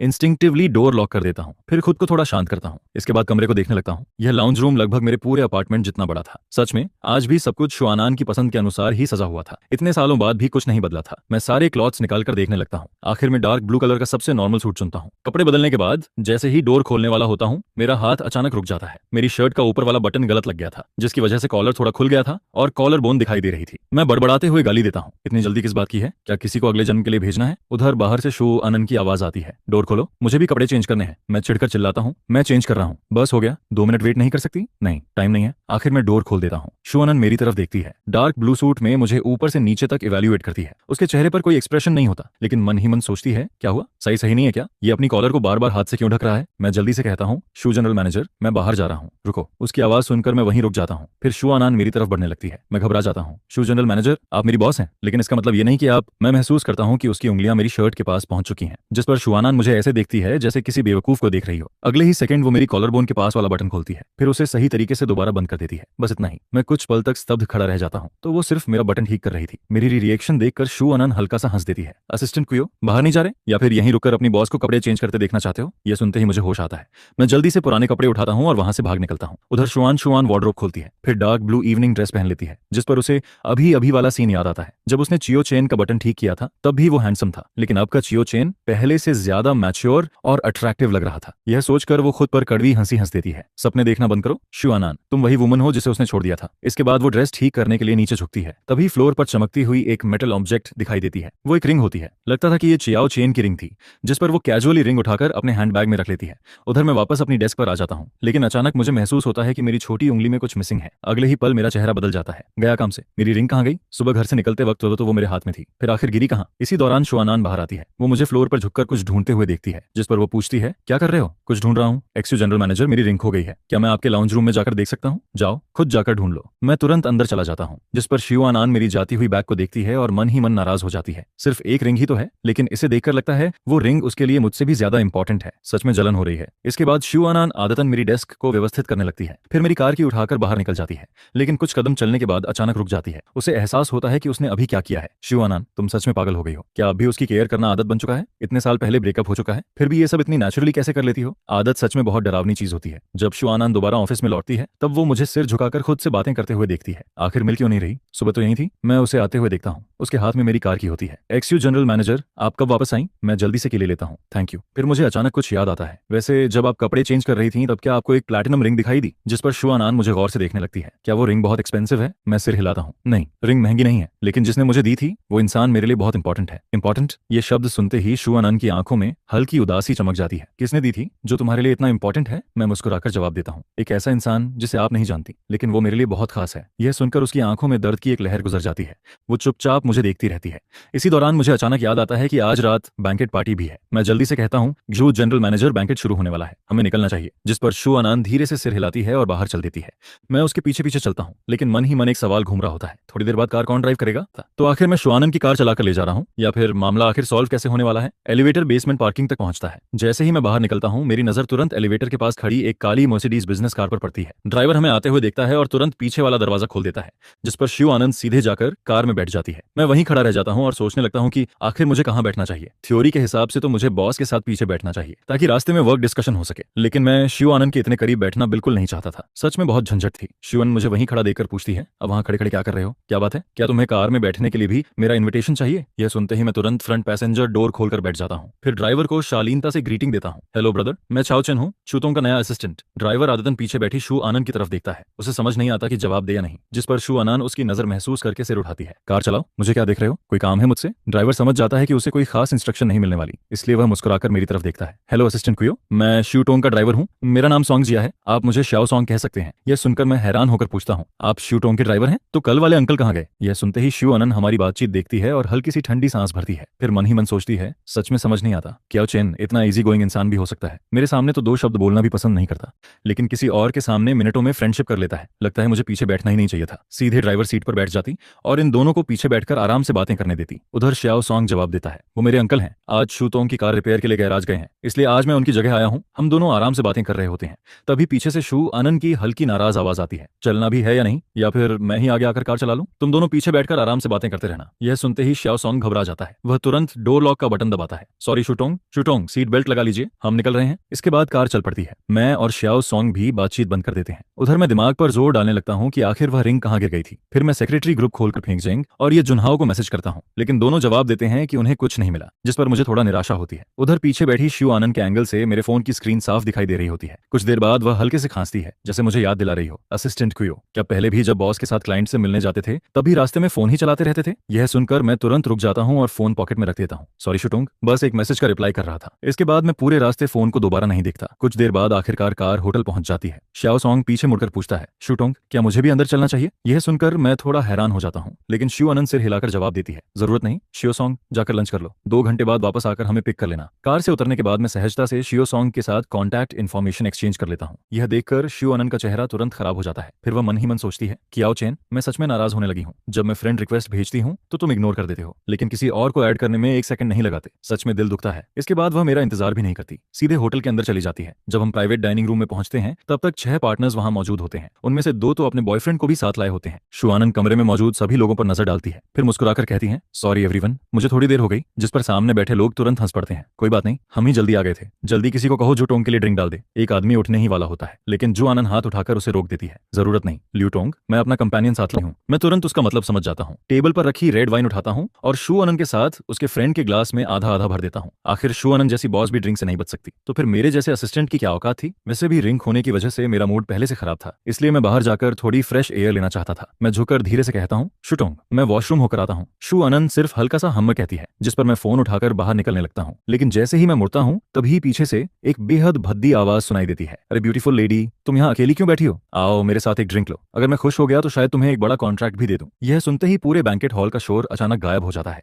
कमरा एकदम शांत हो जाता है। मैं तुरंत पलटकर देखता हूँ, सामने एक मोटा अधेड़ उम्र का आदमी खड़ा होता है। वह बेहद गंदी नजरों से शू अनंत को घूर रहा होता है। यह आदमी पहली बार ऐसे बिजनेस बैंक्वेट में आया होता है। उसे बिल्कुल नहीं पता होता कि उसके सामने बैठी महिला कौन है। वह शू अनंत को किसी सीईओ की छोटी असिस्टेंट समझ लेता है, इसलिए इतनी बेहुदा बातें करने की हिम्मत कर लेता है। यह सुनकर शू अनंत धीरे से अपना वाइन ग्लास नीचे रखती है, फिर बर्फ जैसी ठंडी नजरों से उस आदमी को देखती रहती है। कमरे का माहौल पल भर में जम जाता है। उस आदमी की रीढ़ तक ठंडी पड़ जाती है। वह घबराकर नजरें दूसरी तरफ घुमा लेता है। उसी समय शिव आनंद अपने लाल होंठ खोलकर कुछ बोलने वाली होती है, लेकिन तभी मेरी आवाज सुनाई देती है, शिवटोंग, चेयरमैन आपको बाहर बुला रहे हैं। मैं हर शब्द बेहद साफ और स्पष्ट बोलता हूं, जिस पर शिव आनंद हैरानी से मेरी तरफ देखती है। फिर उसकी आंखों में हल्की सी मुस्कान उभर आती है। वह तुरंत मेरा इशारा समझ जाती है, फिर खड़ी होकर कहती है, एवरीवन एक्सक्यूज मी। इसके बाद वह उस अधेड़ आदमी पर एक ठंडी नजर डालती है और बाहर निकल जाती है। उधर वह आदमी अब पूरी तरह सफेद पड़ चुका होता है। उसके माथे पर ठंडा पसीना बहने लगता है। वह धम्म से कुर्सी पर बैठ जाता है। खत्म हो गया, इस बार सच में खत्म हो गया। इतने लोगों में से जाकर शू तोंग को ही नाराज कर दिया। हम दोनों रूम से बाहर निकल आते हैं, लेकिन शू अनंत का सीना अब भी गुस्से से तेजी से ऊपर नीचे हो रहा होता है। वह खुद को शांत करने की कोशिश करती है, लेकिन गुस्सा कम नहीं होता। मैं देखता हूं कि उसके हाथों की उंगलियां तक हल्का कांप रही हैं, जिस पर मैं धीरे से उसके कंधे और पीठ पर हाथ रखकर सांत्वना देता हूं। इस बार वह मुझसे दूर नहीं हटती। कुछ देर तक दोनों चुप रहते हैं, फिर वह दबे हुए स्वर में पूछती है, चाओचन तुम्हारे पास कैंडी है? मैं सिर हिलाता हूं। पॉकेट से कैंडी निकालते हुए पूछता हूं, शू टोंग कौन सी कैंडी चाहिए? मेरे पास सिर्फ मिंट कैंडी है, वैसे उसका टेस्ट बहुत खास नहीं है। शू अनंत झुंझलाकर कहती है, इतनी बातें मत करो, बस दे दो। वह जल्दी से रैपर खोलती है और कैंडी मुंह में डाल लेती है। मिंट की ठंडी खुशबू उसके मुंह में फैल जाती है, जिस पर वह आंखें बंद कर गहरी सांस लेती है। धीरे धीरे उसका मूड शांत होने लगता है और वह फिर से वही काम और रैशनल शुआन बन जाती है।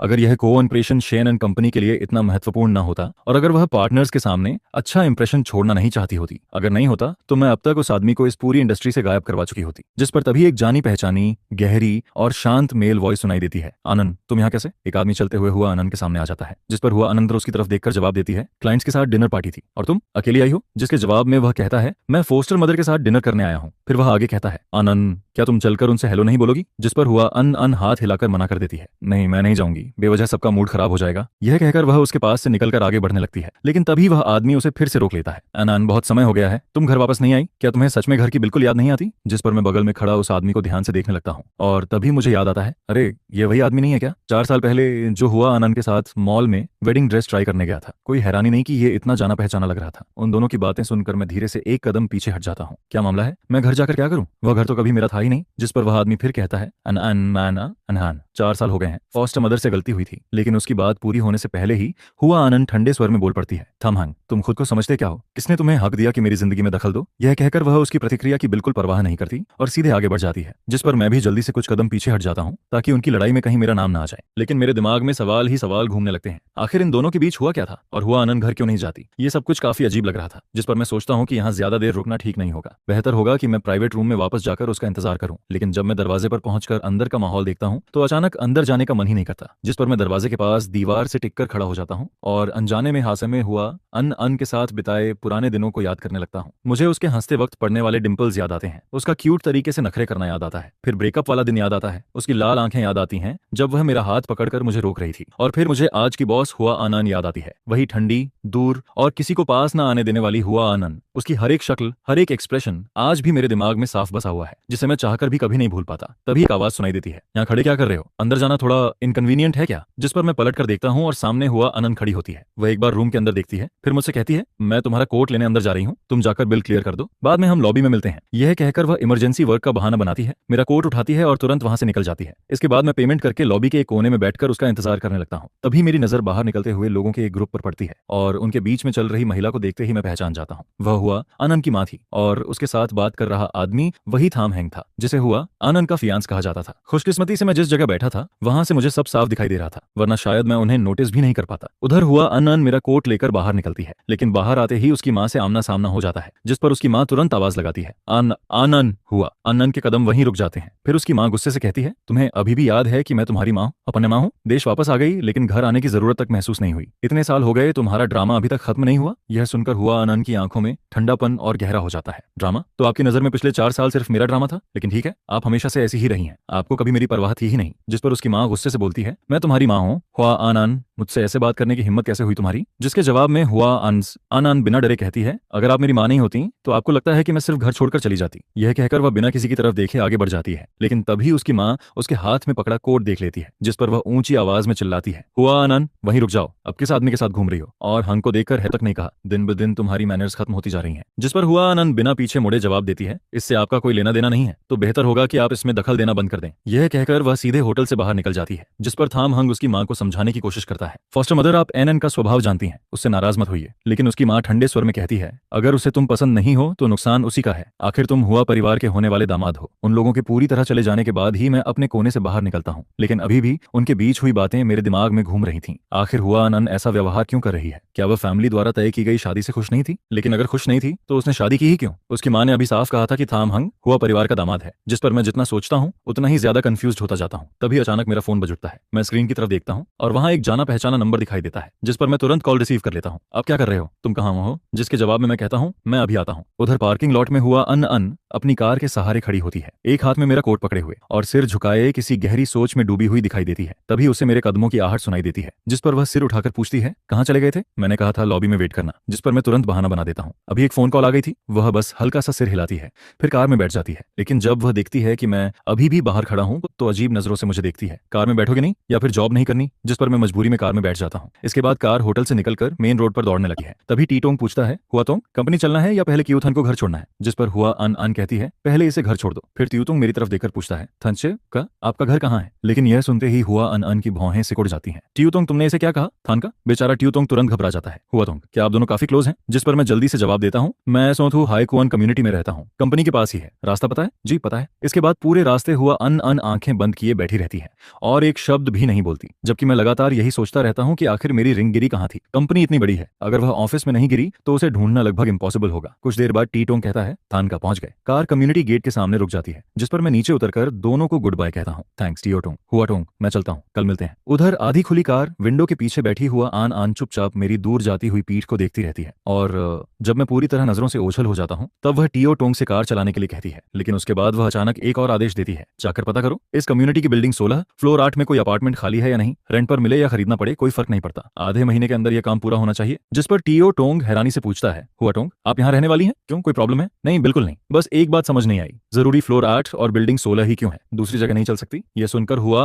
अन उसे घूरती है। देश वापस आने के बाद तुम बहुत बोलने लगे हो, जो कहा है वही करो। जी समझ गया। उधर रात में खाली और शांत विला के अंदर हुआ अनंत सोफा पर बैठी होती है। उसके हाथ में वही रिंग होती है जिसे वह उंगलियों के बीच घुमाते हुए देख रही होती है। बस एक सस्ती सी रिंग है, इतना गरीब गिफ्ट भी कोई देता है क्या? ज्यादा देर देखो तो गंदी तक लगने लगती है। यह कहते हुए वह रिंग को सीधे डस्टबिन में फेंक देती है, लेकिन अगले ही पल उसके चेहरे पर एक अजीब सा एक्सप्रेशन आ जाता है। अगर थान देख ले कि उसकी रिंग डस्टबिन में पड़ी है तो शायद वह मुझसे लड़ पड़े। इसके बाद वह ऊपर जाकर नहाती है, फिर नीचे लौटकर एक गिलास पानी भरती है और काफी देर तक डस्टबिन को घूरती रहती है। आखिरकार वह धीरे से झुकती है और डस्टबिन के अंदर से वही रिंग दोबारा उठाकर अपनी हथेली में रख लेती है। और जैसे ही मैं घर के अंदर कदम रखता हूँ, टिया चॉप बिजली की तरह दौड़कर मेरे पास आ जाता है। वह मेरे पैरों के चारों तरफ घूमता है, पूंछ हिलाता है और लगातार मुझसे लिपटने की कोशिश करता है, जिस पर मैं थके हुए अंदाज में अपना कोट दरवाजे के पास लगे हैंगर पर टांगता हूँ। फिर झुककर टिया चॉप को अपनी बाहों में उठा लेता हूँ। सॉरी बेटा, आज फिर देर हो गई। इसके बाद मैं उसके खाने और पानी की तरफ नजर डालता हूँ। सुबह ऑफिस जाने से पहले मैं उसे खाते हुए देख चुका था, तभी चैन से निकला था। फिर मैं उसे गोद में लेकर सोफा पर बैठ जाता हूँ। मैंने घर की बड़ी लाइट नहीं जलाई थी, घर में सिर्फ एक छोटी सेंसर लाइट जल रही थी जिसे मैंने खास तौर पर लगवाया था। मुझे हमेशा डर रहता था कि अगर मैं देर से घर लौटूं तो कहीं टिया चोप अंधेरे में डर न जाए। मैं धीरे धीरे उसके सिर पर हाथ फेरता रहता हूँ, लेकिन दिल में दबा हुआ दर्द अब और नहीं रुक पाता, जिस पर मैं उससे मन की बात करने लगता हूँ। टिया चॉप, अब क्या करूं मैं वो रिंग खो चुका हूँ जो दादी ने मेरे लिए छोड़ी थी। मैं उसे संभाल नहीं पाया, वो आनंद को भी संभाल नहीं पाया, यहाँ तक कि माँ की छोड़ी हुई रिंग भी नहीं बचा पाया। मैं सच में बहुत बेकार इंसान हूँ। शायद टिया चोप मेरी उदासी फील कर लेता है,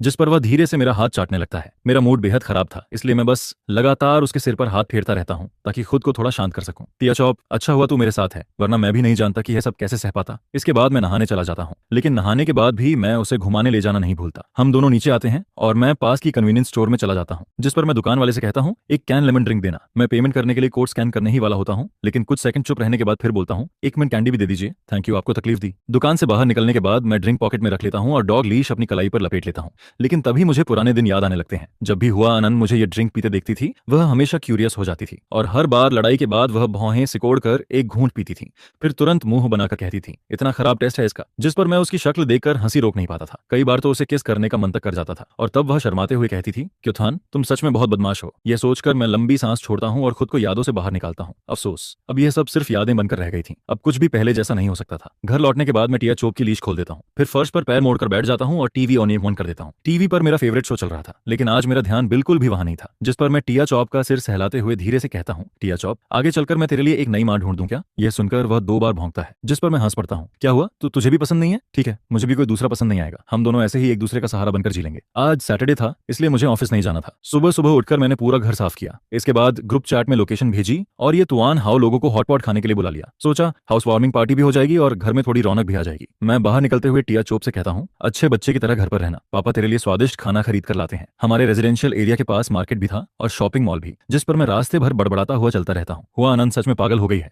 फालतू में मेरी कार से टकराने की क्या जरूरत थी? अब देखो हर जगह पैदल जाना पड़ रहा है, कितनी परेशानी है, लगता है नई कार खरीदनी ही पड़ेगी।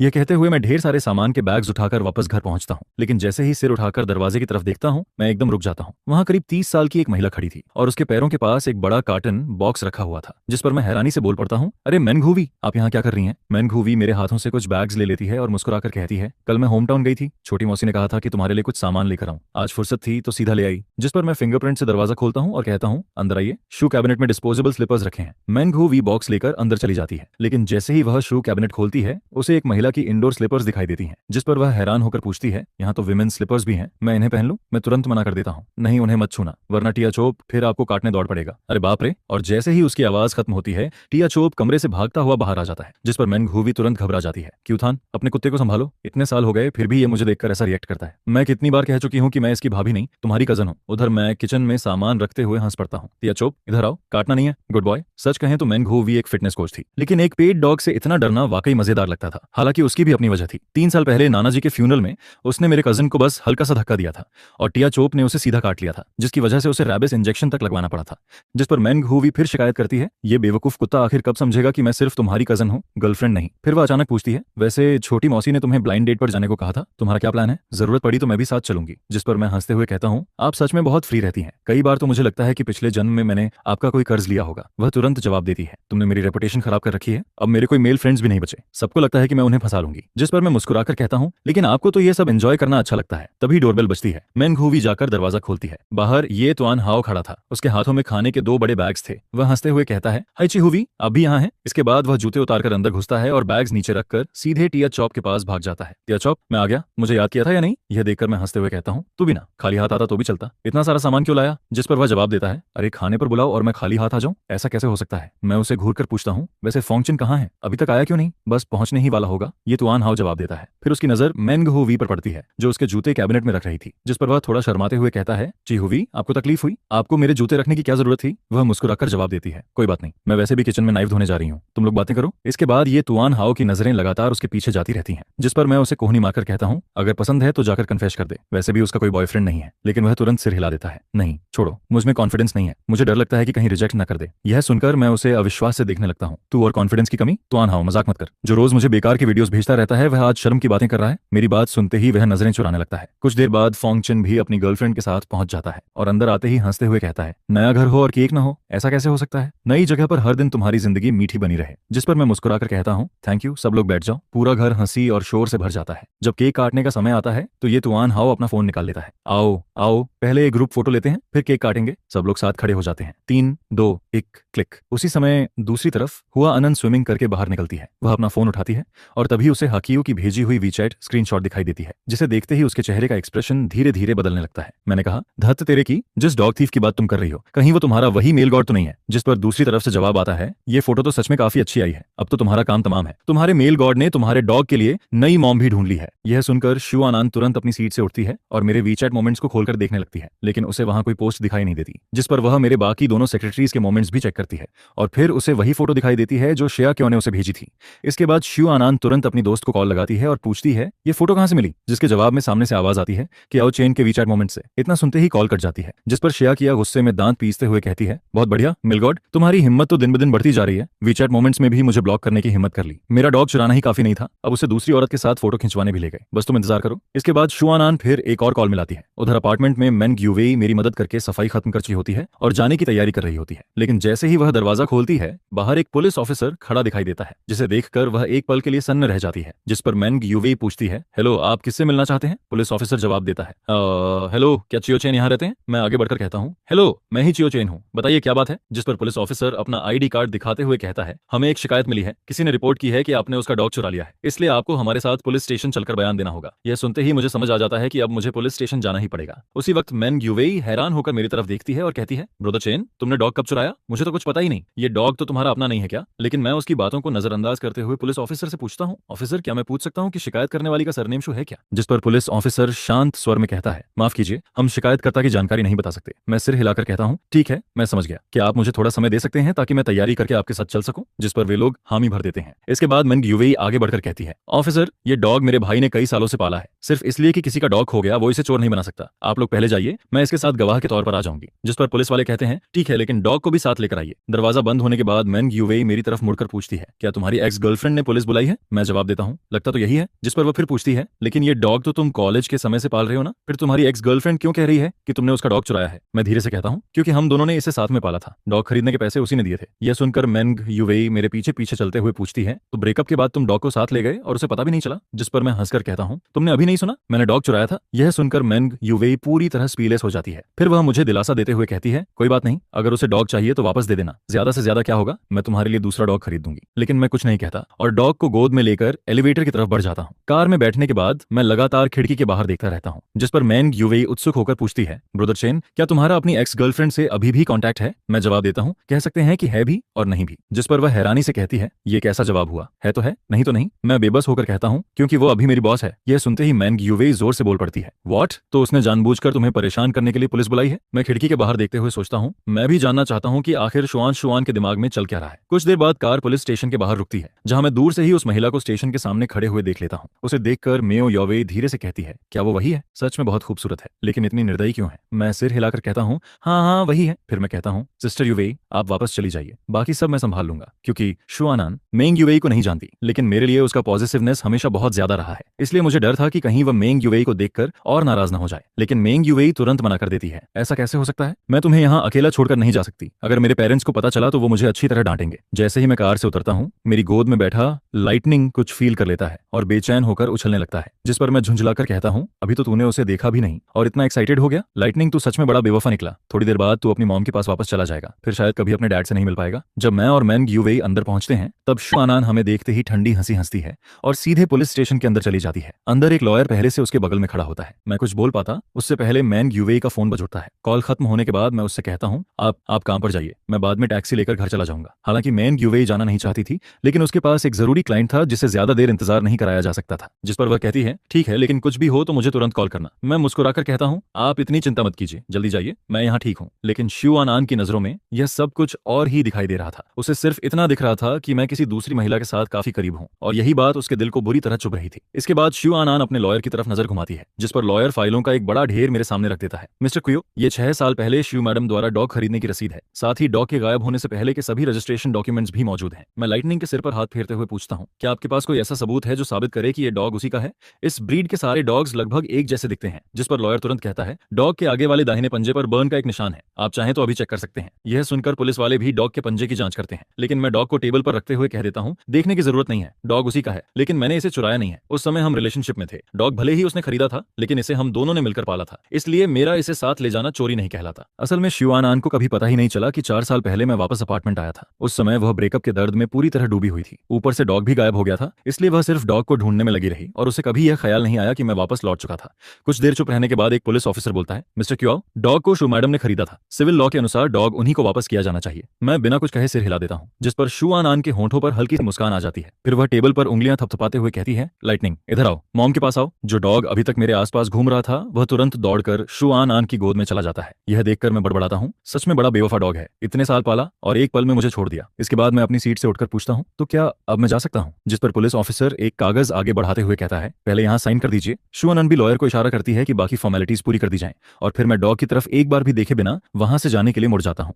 जिस पर शु आनान डॉग को गोद में लिए खड़ी होती है, लेकिन टिया चोप भी उठकर मेरे पीछे आने लगता है। फिर वह मेरी तरफ हाथ बढ़ाते हुए कहती है, रुको, पहले मेरा सामान वापस करो। मैं अपने कदम रोकता हूँ और हैरानी से उसकी तरफ मुड़कर पूछता हूँ, कौन सा सामान? क्या तुम्हें डॉग नहीं चाहिए था? डॉग तो मैंने वापस कर दिया, बाकी तुम्हारा क्या लिया है मैंने? जिस पर शु आनान अपने लाल होंठ भींचते हुए कहती है, डॉग लीश और उसके ऊपर लगा पेंडेंट भी, वो हमने साथ में बनाया था, क्या तुम उसे भी वापस नहीं करना चाहते? मैं थोड़ा असहाय होकर कहता हूँ, मैं भेज दूंगा तुम्हें, इतनी जल्दी किस बात की है? लेकिन वह तुरंत जवाब देती है, उसकी जरूरत नहीं है, मैं तुम्हारे साथ चलकर खुद ले लेती हूँ। यह कहकर वह डॉग को गोद में लिए मेरे आगे आगे चल देती है, जिस पर मेरे पास उसके पीछे जाने के अलावा कोई और रास्ता नहीं बचता। बाहर पहुंचने के बाद भी मैं उसकी कार में नहीं बैठता और खुद टैक्सी लेकर अपार्टमेंट वापस आ जाता हूं। लेकिन जब मैं बिल्डिंग के नीचे पहुंचता हूं तब देखता हूं कि शु आनान पहले से ही फ्लावर बेड के पास खड़ी होती है। वहीं टिया चोप उसके पैरों के आसपास गोल गोल घूम रहा होता है। मैं उसे इग्नोर करके सीधे हॉलवे में चला जाता हूं और एलिवेटर का इंतजार करने लगता हूं, जिस पर शु आनान भी चुपचाप मेरे पीछे अंदर आ जाती है। एलिवेटर ऊपर जाने लगता है, लेकिन पूरे रास्ते हम दोनों में से कोई भी एक दूसरे से कुछ नहीं कहता। जब मैं डोर के सामने पहुंचकर फिंगरप्रिंट से लॉक खोलने वाला होता हूं तभी पीछे से उसकी आवाज सुनाई देती है, 4 साल पहले जब तुम अपार्टमेंट वापस आए थे, क्या तब तुम मुझसे पैचअप करना चाहते थे? यह सुनकर मैं कुछ पल के लिए चुप रह जाता हूँ, फिर शांत आवाज में कहता हूँ, तुम ज्यादा सोच रही हो, मैं तो बस वहां से गुजर रहा था। लेकिन यह सुनते ही शु आनान धीरे धीरे मेरी तरफ बढ़ने लगती है, जिस पर मैं पीछे हटता जाता हूँ जब तक कि मेरी पीठ डोर से नहीं टकरा जाती। वह सीधे मेरी आंखों में देखते हुए कहती है, सिर्फ गुजर रहे थे? छाओचन, तुम्हारा मुंह आज भी पहले जैसा ही सख्त है। गुजर रहे थे, फिर एलिवेटर में ऊपर क्यों आए? गुजर रहे थे, फिर टिया चौप को साथ क्यों ले गए? जब तुम डॉग को लेकर गए थे तब क्या एक बार भी सोचा था कि मैं दुखी हो जाऊंगी, कि मेरा दिल टूट जाएगा? जिस पर मैं जानबूझकर शांत आवाज में कहता हूँ, लेकिन अब तो डॉग तुम्हें वापस मिल गया है। मेरे इस शांत जवाब को सुनकर शु आनान का चेहरा गुस्से से लाल हो जाता है और फिर बिना कुछ सोचे वह अचानक पंजों के बल खड़ी होकर मुझे किस कर देती है। उसके गर्म होंठ जैसे ही मेरे होंठों को छूते हैं मैं उसे तुरंत दूर धकेल देना चाहता हूँ, लेकिन न जाने क्यों मेरे हाथ रुक जाते हैं। दिल में उठती उलझी हुई भावनाओं के बीच मेरा हाथ अनजाने में उसकी कमर पकड़ लेता है और अगले ही पल मैं पैसिव रहने के बजाय किसका जवाब देने लगता हूँ। मेरे मन में सिर्फ एक ही बात घूमती है, शु आनान, क्या तुम्हें लगता है कि सिर्फ तुम ही दुखी थी? अगर आज तुम खुद मेरे पास चली आई हो तो फिर मैं भी पीछे नहीं हटूंगा। कुछ देर बाद शु आनान अचानक मेरे होंठ काट लेती है, जिस पर वह शर्म और गुस्से में कहती है, तुमने मुझे जबरदस्ती किस किया? यह सुनकर मैं हंस पड़ता हूँ। यंग मिस, जरा ठीक से याद करो, शुरुआत आखिर किसने की थी? इसके बाद मैं उसे हल्का सा पीछे करता हूँ, डोर खोलता हूँ और सीधे अंदर चला जाता हूँ। मैं यह तक नहीं देखता कि वह बाहर खड़ी है या नहीं। अंदर जाते ही डोर जोर से बंद कर देता हूँ, जिस पर शु आनान बाहर खड़ी रह जाती है। कुछ सेकंड तक वह वहीं खड़ी मुझे देखती रहती है, फिर गुस्से में पैर पटकते हुए कहती है, छाओचन, तुम सच में बहुत बुरे हो, अब मैं तुम्हें बिल्कुल पसंद नहीं करती। वहीं बगल में खड़ा टिया चॉप अपने पंजों से डोर खुरचने लगता है, जिस पर शु आनान धीरे से उसके सिर पर हाथ फेरती है, लेकिन कुछ नहीं कहती। कुछ देर बाद डोर दोबारा खुलता है। मेरे हाथों में 2 बड़े बैग्स होते हैं। मैं उन्हें उसकी तरफ बढ़ाते हुए कहता हूँ, जो सामान चाहिए था सब इसमें है, फूड भी है, टॉयज भी हैं। मुझे पता है कि तुम्हारे पास नया सब कुछ खरीदने के लिए पैसे हैं, लेकिन इन चीजों की इसे आदत पड़ चुकी है। जब ये नए घर का आदी हो जाए तब चाहो तो बदल देना। और ये वो क्लॉथ्स हैं जो तुमने मुझे दिए थे, इन्हें भी धोकर रख दिया है। मैं कुछ पल रुककर आगे कहता हूँ, शु प्रेसिडेंट, सामान थोड़ा ज्यादा है, अगर चाहो तो ड्राइवर को बुला लो, अकेले शायद उठा नहीं पाओगी। यह कहते वक्त मेरी आवाज खुद ब खुद भारी हो जाती है। उधर शु आनान भी अंदर से टूट रही होती है। असल में वह खुद भी नहीं समझ पा रही थी कि आखिर वह किस बात से लड़ रही थी। उसे शुरू से पता था कि डॉग उसी का है, लेकिन जब उसने मुझे किसी दूसरी महिला के साथ इतना करीब देखा तब उसके दिल में जलन और बेचैनी भर गई थी। इसलिए उसने यह सब सिर्फ मेरा अटेंशन पाने के लिए किया था।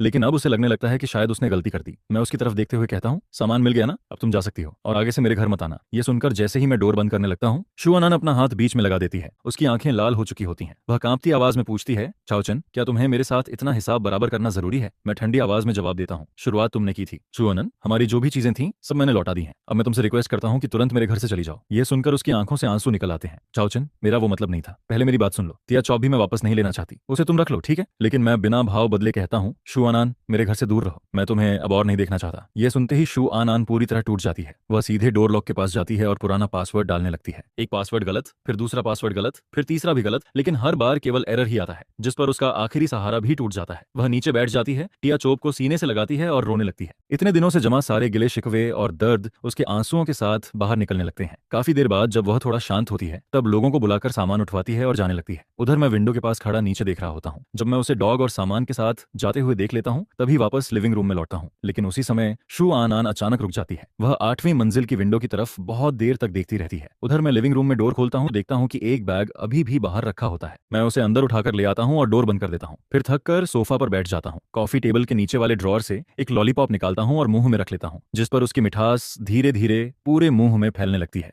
उधर कार में बैठी शुआनन टिया चोप को गोद में लिया होती है। इतने दिनों बाद अपनी मॉम से मिलकर टिया चोप बहुत एक्साइटेड होता है। उसे बिल्कुल एहसास नहीं होता कि वह अपने डैड को खो चुका है, जिस पर शुआनन उसकी तरफ देखकर बड़बड़ाती है, इतना खुश क्यों हो रहा है? तुम्हारे डैड नाराज हो गए हैं? ये सब तुम्हारी वजह से हुआ है, फिर भी तुम इतने खुश हो? अगर टिया चोप बोल सकता तो शायद कहता, मैं तो बस एक हैंडसम और शांत डॉग हूँ, इसमें मेरी क्या गलती है? इसके बाद शुआनान फोन निकालकर क्वियो चेन को मैसेज भेजती है, ब्रोदर चेन, मुझसे गलती हो गई, प्लीज नाराज मत हो, मैं अभी टिया चोप को तुम्हारे डोर के बाहर छोड़कर चली जाऊंगी। लेकिन मैसेज भेजते ही स्क्रीन पर लाल रंग का एक्सक्लेमेशन मार्क दिखाई देता है, जिस पर शुआनआन पूरी तरह सन्न रह जाती है और अगले ही पल और ज्यादा गुस्सा हो जाती है। ठीक है, मैं उसकी एक्स गर्लफ्रेंड हूँ, लेकिन मैं उसकी बॉस भी तो हूँ। चाओचन, तुम्हारी हिम्मत तो आसमान छू रही है, तुमने अपनी बॉस को भी ब्लॉक कर दिया। गुस्से में वह टिया चॉप के गाल खींच देती है। फिर वह ऊपर पिन किए हुए वी चैट अकाउंट को खोलती है, जिसका निकनेम बेबी रखा हुआ होता है। Brother chain, I am sorry. लेकिन जैसे ही मैसेज भेजती है वहां भी लाल एक्सक्लेमेशन मार्क दिखाई देता है, जिस पर शुआनान को ऐसा महसूस होता है जैसे उसका पूरा आसमान टूट कर गिर गया हो। उधर driver Xiao Song rear view mirror से यह सब देख रहा होता है। वह हैरानी से पूछ बैठता है, शू प्रेसिडेंट, ये डॉग तो ब्रदर चेन के मोमेंट्स में था ना, फिर ये आपके पास कैसे आ गया? कहीं आपने ब्रदर चेन का डॉग चुरा तो नहीं लिया? जिस पर शुआनान गुस्से से उसे घूरती है, चुप रहो, तुम इतना क्यों बोलते हो? बेचारा श्याओ सॉन्ग बिना वजह डांट खा जाता है। उधर शुआनान के मन में बार बार वही बातें घूम रही होती हैं। उसने मुझसे ब्रेकअप किया और एक एक्सप्लेनेशन तक नहीं दिया, फिर चुपके से अपार्टमेंट वापस आया, डॉग भी ले गया और अब किसी दूसरी औरत के साथ इतना करीब हो गया। क्या चेन, तुम सबसे ज्यादा नफरत करने लायक इंसान हो। मैं तुमसे सबसे ज्यादा नफरत करती हूँ, लेकिन उस नफरत के पीछे कितना प्यार छिपा था शायद वह खुद भी नहीं समझ पा रही थी। वहीं मेरी तरफ पुलिस स्टेशन से टिया चोप को वापस करने और शुआनआन को ब्लॉक करने के बाद घर अचानक बहुत खाली खाली लगने लगता है। अब न टिया चोप मेरे आसपास घूमता है और न कोई शरारत करता है। पूरा घर पहले से कहीं ज्यादा शांत हो चुका होता है। टिया चोप के जाने के बाद मैं लगातार कई रातों तक सो नहीं पाता था। फिर मंडे को मैं हमेशा की तरह ऑफिस पहुंचता हूँ, हाथ में वीकली स्केड्यूल रिपोर्ट लिए बिना किसी एक्सप्रेशन के प्रेसिडेंट ऑफिस में जाता हूँ। श्यू प्रेसिडेंट, यह इस हफ्ते का स्केड्यूल है, अगर और कोई काम नहीं है तो मैं बाहर जाऊं? कुछ पल रुककर मैं आगे कहता हूँ, और हाँ, बाद में मुझे वीचैट से अनब्लॉक कर दीजिए। वर्क रिलेटेड बातों के लिए ग्रुप चैट ही काफी है, पर्सनल कॉन्टैक्ट की कोई जरूरत नहीं है। जैसे ही मैं मुड़कर जाने लगता हूँ पीछे से शुआनान की आवाज सुनाई देती है, टिया चॉप को हमने 4 साल तक साथ में पाला था, क्या तुम सच में उसे इतनी आसानी से छोड़ सकते हो? जिस पर मैं अपने कदम नहीं रोकता, लेकिन दिल में एक अजीब सी कसक उठती है। डॉग भले उसी ने खरीदा था, लेकिन पिछले 4 सालों से उसे खाना खिलाने वाला, उसका साथ निभाने वाला और उसकी देखभाल करने वाला मैं ही था। और 4 साल पहले जब मुझे मजबूर होकर उसे ब्रेकअप करना पड़ा था, उस दर्द की सच्चाई मैं आज तक उसे नहीं बता पाया था। अब उसने जबरदस्ती डॉग वापस ले लिया, वह भी ठीक था, लेकिन अब वही मुझसे पूछ रही थी कि क्या मैं उसे छोड़ सकता हूँ? यह सवाल सीधे मेरे दिल में चुभ गया। मैं बिना कुछ बोले ऑफिस से बाहर निकल जाता हूँ, जिस पर मैन ग्यूवेई मुझे देखते ही हाथ हिलाती है, डॉग चला गया ना, चलो मैं तुम्हें बाहर घुमाने ले चलती हूँ। लेकिन मैं सिर हिलाकर मना कर देता हूँ, नहीं, मुझे घर छोड़ दो और रास्ते में मेरे लिए एक ब्लैक क्रो खरीदने का ऑर्डर भी कर देना। इसी दौरान मेरी नजर सड़क के दूसरी तरफ खड़ी शुआनान पर पड़ती है। वह कार के अंदर बैठी होती है और लगातार हमारी तरफ देख रही होती है। समय ऐसे ही गुजरता है और देखते देखते फ्राइडे आ जाता है। उस दिन शुआनान मुझे फिर अपने ऑफिस में बुलाती है। हेडक्वार्टर्स में कुछ जरूरी काम है, मुझे 1 हफ्ते के लिए वहां जाना होगा। ये मेरे घर का एड्रेस है। हर दिन ऑफिस के बाद जाकर टिया चोप को वॉक करवा देना। मेरे होंठ मना करना चाहते थे, लेकिन दिल के अंदर मैं टिया चोप को बहुत मिस कर रहा था। इन दिनों लगभग हर रात मुझे एक ही सपना आता था, 4 साल पहले का वही ब्रेकअप। उस दिन जब मैंने बेरहमी से शुआनान से कहा था कि मैं उससे प्यार नहीं करता, लेकिन सच्चाई कुछ और थी। मुझे शू मैडम और शेन हैंग ने मजबूर किया था। उन्होंने भी मेरे माता पिता का छोड़ा हुआ घर अपने कब्जे में ले लिया था, साथ ही शुआनान के फ्यूचर को भी थ्रेट की तरह इस्तेमाल किया था और मुझे मजबूर कर दिया था कि मैं खुद उससे दूर हो जाऊं। मेरे पास कोई दूसरा रास्ता नहीं था, मुझे मजबूरी में उनकी बात माननी पड़ी थी। इसी सोच में डूबा मैं अचानक वर्तमान में लौट आता हूँ। फिर गला साफ करके प्रोफेशनल टोन में कहता हूँ, जी एक्स यू प्रेसिडेंट, मैं अभी फ्लाइट टिकट बुक कर देता हूँ। उसके बाद मैं टिकट बुक करता हूँ और कंफर्म करता हूँ कि एक्स SUNN की फ्लाइट उड़ चुकी है। फिर मैं तुरंत टैक्सी लेकर विला एरिया की तरफ निकल जाता हूँ। जैसे ही बटलर वांग दरवाजा खोलता है, टिया चॉप बिजली की तरह मेरी तरफ दौड़ता है और मेरे पैरों के आसपास घूमने लगता है। यह देखकर बटलर वांग मुस्कुराता है। टिया चॉप को वापस लाने के बाद से यह कई दिनों तक उदास रहा है। आज पहली बार इसे इतना खुश देखा है, जिस पर मैं भी उसके सिर पर हाथ फेर देता हूँ। लगातार 5 दिनों तक मैं रोज समय पर विला आता हूँ और उसके साथ खेलता हूँ, और हर बार डिनर का टाइम भी हो जाता था, जिस पर बटर वांग मुझे रोक लेता था। इसलिए मैं अक्सर डिनर करके ही वापस घर लौटता था। फिर फ्राइडे नाइट को शुआनान अचानक वापस आ जाती है। मैं कुछ स्नैक्स लेकर विला पहुंचता हूँ। सोचता हूँ जल्दी से काम खत्म करके लौट जाऊंगा, लेकिन अंदर घुसते ही देखता हूँ कि शेन हैंग लिविंग रूम में बैठा होता है। उसका अंदाज ऐसा था जैसे वह इस घर का मालिक हो। मुझे देखते ही वह मुस्कुराकर कहता है, मिस्टर क्यो, आइए बैठकर थोड़ी बात करते हैं। आन इन 4 सालों में।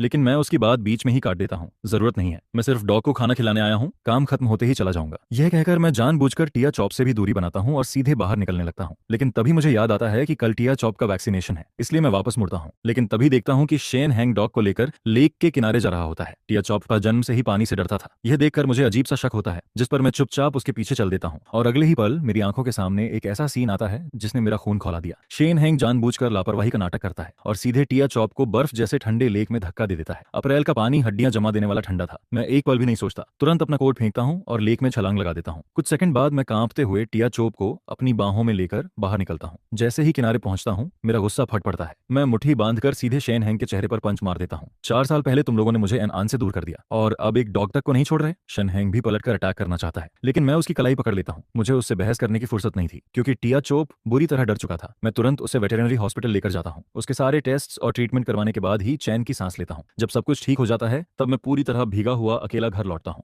घर पहुंचकर मैं कोल्ड मेडिसिन ढूंढता हूं, लेकिन पूरा घर छानने के बाद भी कुछ नहीं मिलता। आखिरकार मुझे डिलीवरी ऑर्डर करनी पड़ती है। कुछ देर बाद डोरबेल बजती है। मैं डोर खोलता हूं, लेकिन बाहर डिलीवरी बॉय नहीं बल्कि शुआनान खड़ी होती है। वह बिना कुछ कहे अपना हाथ मेरे माथे पर रखती है, फिर गुस्से भरे स्वर में कहती है, लेक में कूदने से पहले प्रॉपर्टी मैनेजर को नहीं बुला सकते थे? हर बार हीरो बनने की क्या जरूरत होती है? मेरा शरीर पहले से ही खराब था, इसलिए मेरा बहस करने का बिल्कुल मन नहीं था। मैं थके हुए स्वर में कहता हूँ, डॉग तुम्हारा था, मैंने उसे बचाया, फिर भी तुम नाराज हो? ये कैसी लॉजिक है? लेकिन वह मेरी बात इग्नोर करके सीधे अंदर चली जाती है। फिर उसकी नजर शू कैबिनेट में रखी विमेन स्लीपर्स पर पड़ती है, जिस पर वह कुछ पल रुक जाती है। फिर धीरे से पूछती है, तुम्हारी गर्लफ्रेंड की है? मैं सफाई देना चाहता था, लेकिन उससे पहले ही वह मेरी चुप्पी को स्वीकारोक्ति समझ लेती है। हालांकि मेरी हालत देखकर वह आगे कुछ नहीं पूछती। इसके बजाय वह अपने साथ लाई मेडिसिन बॉक्स निकालती है और मेरी आंखों के सामने मुझे दवा खाने पर मजबूर कर देती है। इसके बाद वह मेरे बगल में बैठती है और धीरे से कहती है, विला की सारी CCTV फुटेज मैंने देख ली है। यह सुनकर मैं ठंडी हंसी हंस देता हूँ और जानबूझकर उसके दिल पर वार करता हूँ। तो शिव प्रेसिडेंट यहाँ अपने फियंस का हिसाब चुकाने आई है? यह सुनते ही वह तुरंत जवाब देती है, वह एंगेजमेंट सिर्फ मेरी मदर की बनाई हुई थी, मैंने कभी शेन हैंग से शादी करने के लिए हामी नहीं भरी। फिर वह मेरी आंखों में देखते हुए कहती है, और 4 साल पहले तुम्हें मुझसे दूर जाने के लिए मजबूर किया गया था। उसकी पूरी सच्चाई भी मैंने पता लगा ली है। यह सुनकर मैं पूरी तरह सन्न रह जाता हूँ, लेकिन अगले ही पल वह अचानक मेरे करीब आ जाती है और मेरे होंठ पर हल्का सा काट लेती है। स्थिति से बचने के लिए मैं तुरंत मैम ग्यूवेई को कॉल लगा देता हूँ। दी, मुझे बुखार है, क्या आप आकर मेरी देखभाल कर सकती हैं? यह सुनते ही शू आन आन का चेहरा तुरंत बदल जाता है। उसकी आंखों में जलन साफ दिखाई देने लगती है। जब वह देखती है कि मैं उसकी तरफ देखना तक नहीं चाहता, तो आखिरकार वहां से जाने का फैसला करती है। लेकिन एलिवेटर के पास उसकी मुलाकात मैंग ग्यूवेई से हो जाती है। मैंग ग्यूवेई उसे इग्नोर करके सीधे अंदर चली जाती है और बड़बड़ाती रहती है, फिर से बुखार हो गया, जरूर रात को फिर चादर लात मारकर सोया होगा। यह सुनकर शू आन आन के दिल में और ज्यादा दर्द भर जाता है। उधर विला वापस लौटने के बाद वह अकेले बैठकर ड्रिंक करने लगती है। इसी दौरान शू मैडम का फोन आता है। वह पहले की तरह फिर शेन हैंग से शादी करने का दबाव बनाने लगती है, जिस पर शू आन आन गुस्से में जवाब देती है, 4 साल पहले आपने इनहेरिटेंस का इस्तेमाल करके उसे मुझसे दूर किया था। अब मेरी शादी के फैसले में दखल देने का कोई हक नहीं है, और शेन हैंग ने टिया चॉप के साथ जो किया है उसे मैं बिल्कुल नहीं छोड़ूंगी। उधर मैं सोफा पर बैठकर टीवी देख रहा होता हूँ, लेकिन अब सच्चाई पूरी तरह सामने आ चुकी थी। हमारे बीच सिर्फ गलतफहमियां नहीं थीं, बीच में शू फैमिली की ताकत, एक कंट्रोल फ्रीक एल्डर और शेन हैंग जैसा खतरनाक इंसान भी खड़ा था। वहीं टिया चोप अभी भी वेटनरी हॉस्पिटल में ऑब्जर्वेशन पर था। अब सवाल सिर्फ एक था, मैं और शू आनान आखिर आगे क्या करेंगे? एक दूसरे की तरफ फिर से कदम बढ़ाएंगे या फिर पहले की तरह एक दूसरे से दूर भागते रहेंगे?